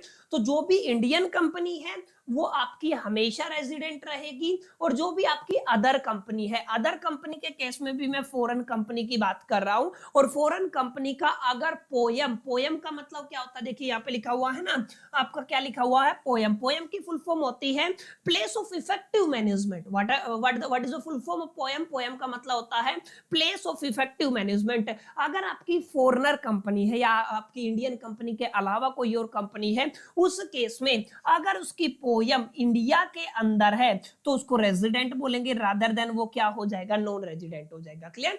तो कंपनी के केस में सीधा सा फंडा है, इंडियन कंपनी हमेशा रेजिडेंट रहेगी। और अगर कोई फॉरेन की कंपनी है और फॉरेन की कंपनी का poem place of effective management अगर उस साल, जिस साल इनकम की बात हो रही है, माने प्रीवियस ईयर की बात हो रही है, उस साल अगर उसका पोयम इंडिया के अंदर है तो उसको क्या बोलेंगे माय डियर फ्रेंड्स, उसको बोला जाएगा आपका रेजिडेंट कंपनी। अदर देन वो किस कैटेगरी में चली जाएगी, नॉन रेजिडेंट की कैटेगरी में चली जाएगी। उम्मीद करता हूं माय डियर फ्रेंड्स बातें यहां तक आपको समझ में आई होंगी, चीजें यहां तक क्लियर रही होंगी। इंडिविजुअल को स्टडी करने के बाद, हिंदू अनडिवाइडेड फैमिली को स्टडी करने के बाद हमने बात की आपकी पार्टनरशिप फर्म की, एसोसिएशन ऑफ पर्सन की, बॉडी ऑफ इंडिविजुअल की और आपकी लोकल अथॉरिटीज की, और हमने बात की आर्टिफिशियल जुडिशरी पर्सन की। इनका एक पैरामीटर है, इनको सेक्शन 6 सबसेक्शन 2 के अंदर डिफाइन किया गया है। सेक्शन 6 सबसेक्शन 3 के अंदर केवल और केवल कंपनी कंपनी की बात की गई है, और इंडियन कंपनी हमेशा रेजिडेंट होगी। और अगर अदर कंपनीज की बात करते हैं, जो आपकी फॉरेनर कंपनी हो या फिर कोई एमएनसी हो, व्हाटएवर यू कैन से,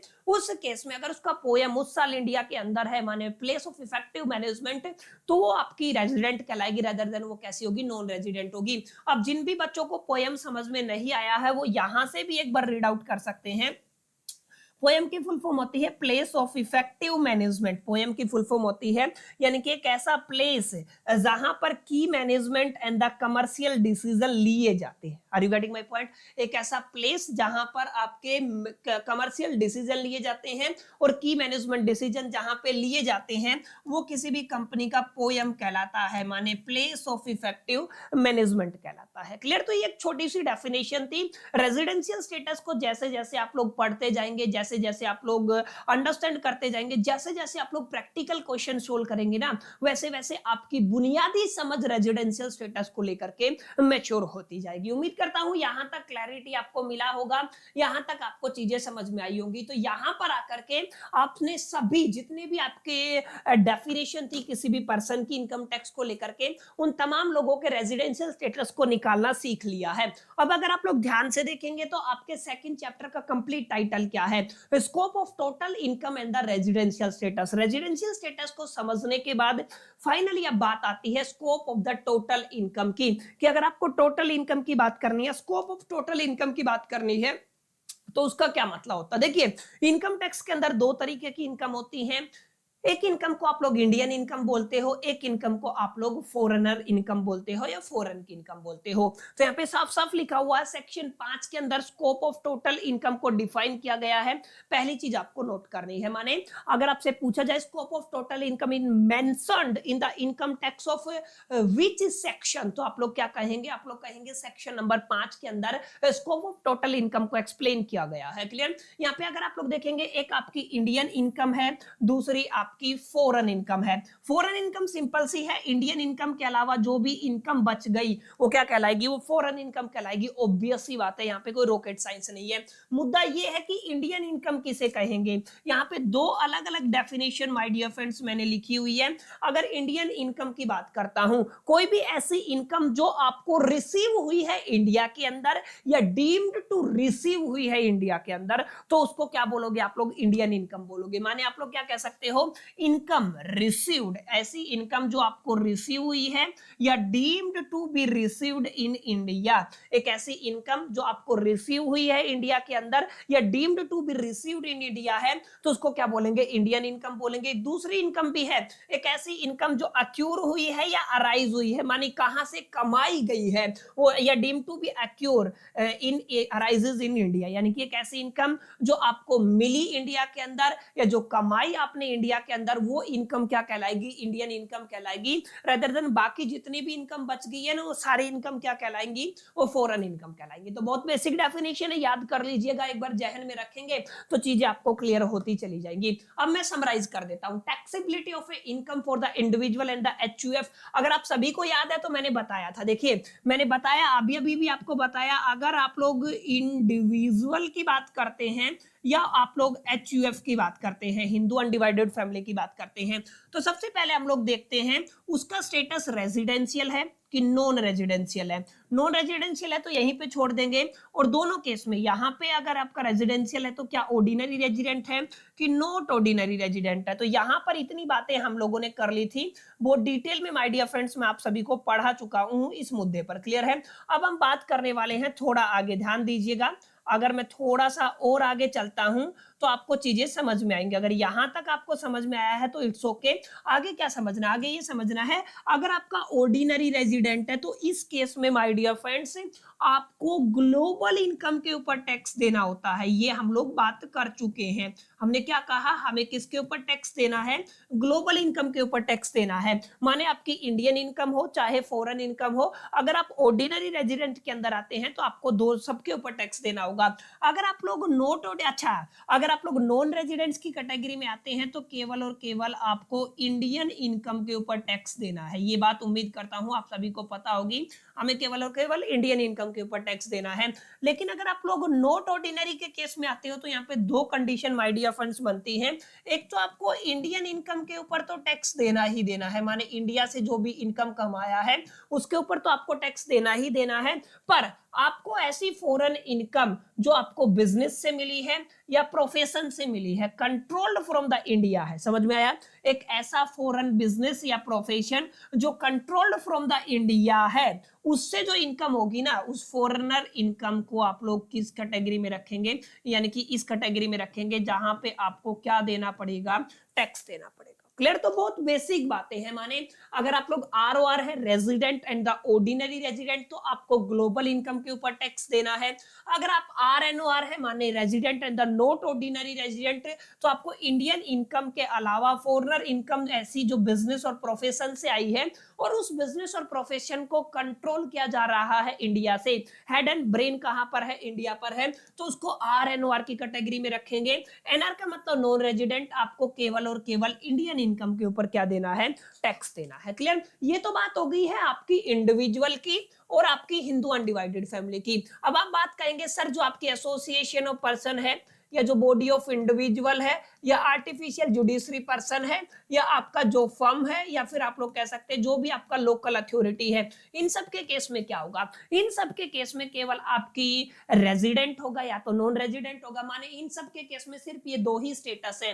ध्यान से देखिएगा, अगर आप लोगों का स्टेटस रेजिडेंट है, अगर आप लोगों का स्टेटस नॉन रेजिडेंट है, अगर आप लोगों के पास इंडियन इनकम है तो टैक्सेबल होगी, चाहे आपका स्टेटस रेजिडेंशियल हो चाहे आपका नॉन रेजिडेंशियल हो। अगर आपकी फॉरेन इनकम है और अगर आपका स्टेटस रेजिडेंट है तो आपकी इनकम टैक्सेबल है, और अगर आप लोग नॉन रेजिडेंट हो तो आपकी जो इनकम है वो कैसी होगी? नॉन टैक्सेबल होगी। क्लियर? तो ये अदर एसएससी, अदर एसएससी का मतलब अभी अभी मैंने बताया ना, आप लोग किसकी बात कर सकते हैं? आप लोग पार्टनरशिप फर्म की बात कर सकते हैं, आप लोग लोकल अथॉरिटी की बात कर सकते हैं, एसोसिएशन ऑफ पर्सन की बात कर सकते हैं, बॉडी ऑफ इंडिविजुअल की बात कर सकते हैं, आर्टिफिशियल जुडिशरी पर्सन की बात कर सकते हैं। क्लियर? तो तमाम लोग किस कैटेगरी में? इस कैटेगरी में आते हैं। तो उम्मीद करता हूं माय डियर फ्रेंड्स आपको चीजें यहां तक समझ में आई होगी, यहां तक आपको एक 100% क्लैरिटी मिला होगा। आज हमने रेजिडेंशियल स्टेटस को बहुत डिटेल में जाना, अच्छे से समझा। हमने सबसे पहले इंडिविजुअल को समझा, फिर हमने हिंदू अनडिवाइडेड फैमिली को समझा, कंपनी को हम लोगों ने समझा, फिर एक कैटेगरी आपकी बनती है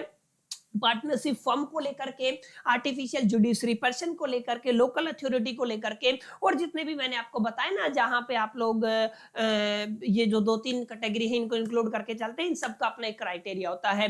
कौन सी इनकम टैक्सेबल है, कौन सी इनकम नॉन टैक्सेबल है, इस मुद्दे पर चर्चा की।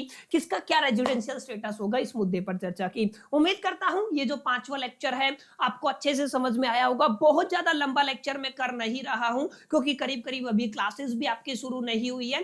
टाइमली आप लोग थोड़ा थोड़ा पढ़ के बहुत जल्दी सिलेबस को कवर कर लें, इस तरीके से हमारे लेक्चर को डिजाइन किया गया। उम्मीद करता हूं लेक्चर आपको पसंद आया होगा। लेक्चर पसंद आया तो लाइक कर दीजिएगा। कोई अपडेट देना चाहते हैं कि कुछ आप इंप्रूवमेंट टिप्स देना चाहते हैं तो let me know in the comment box. चलिए मिलते हैं नेक्स्ट वीडियो में, जब तक के लिए मैं तो सोल दी बस लकी।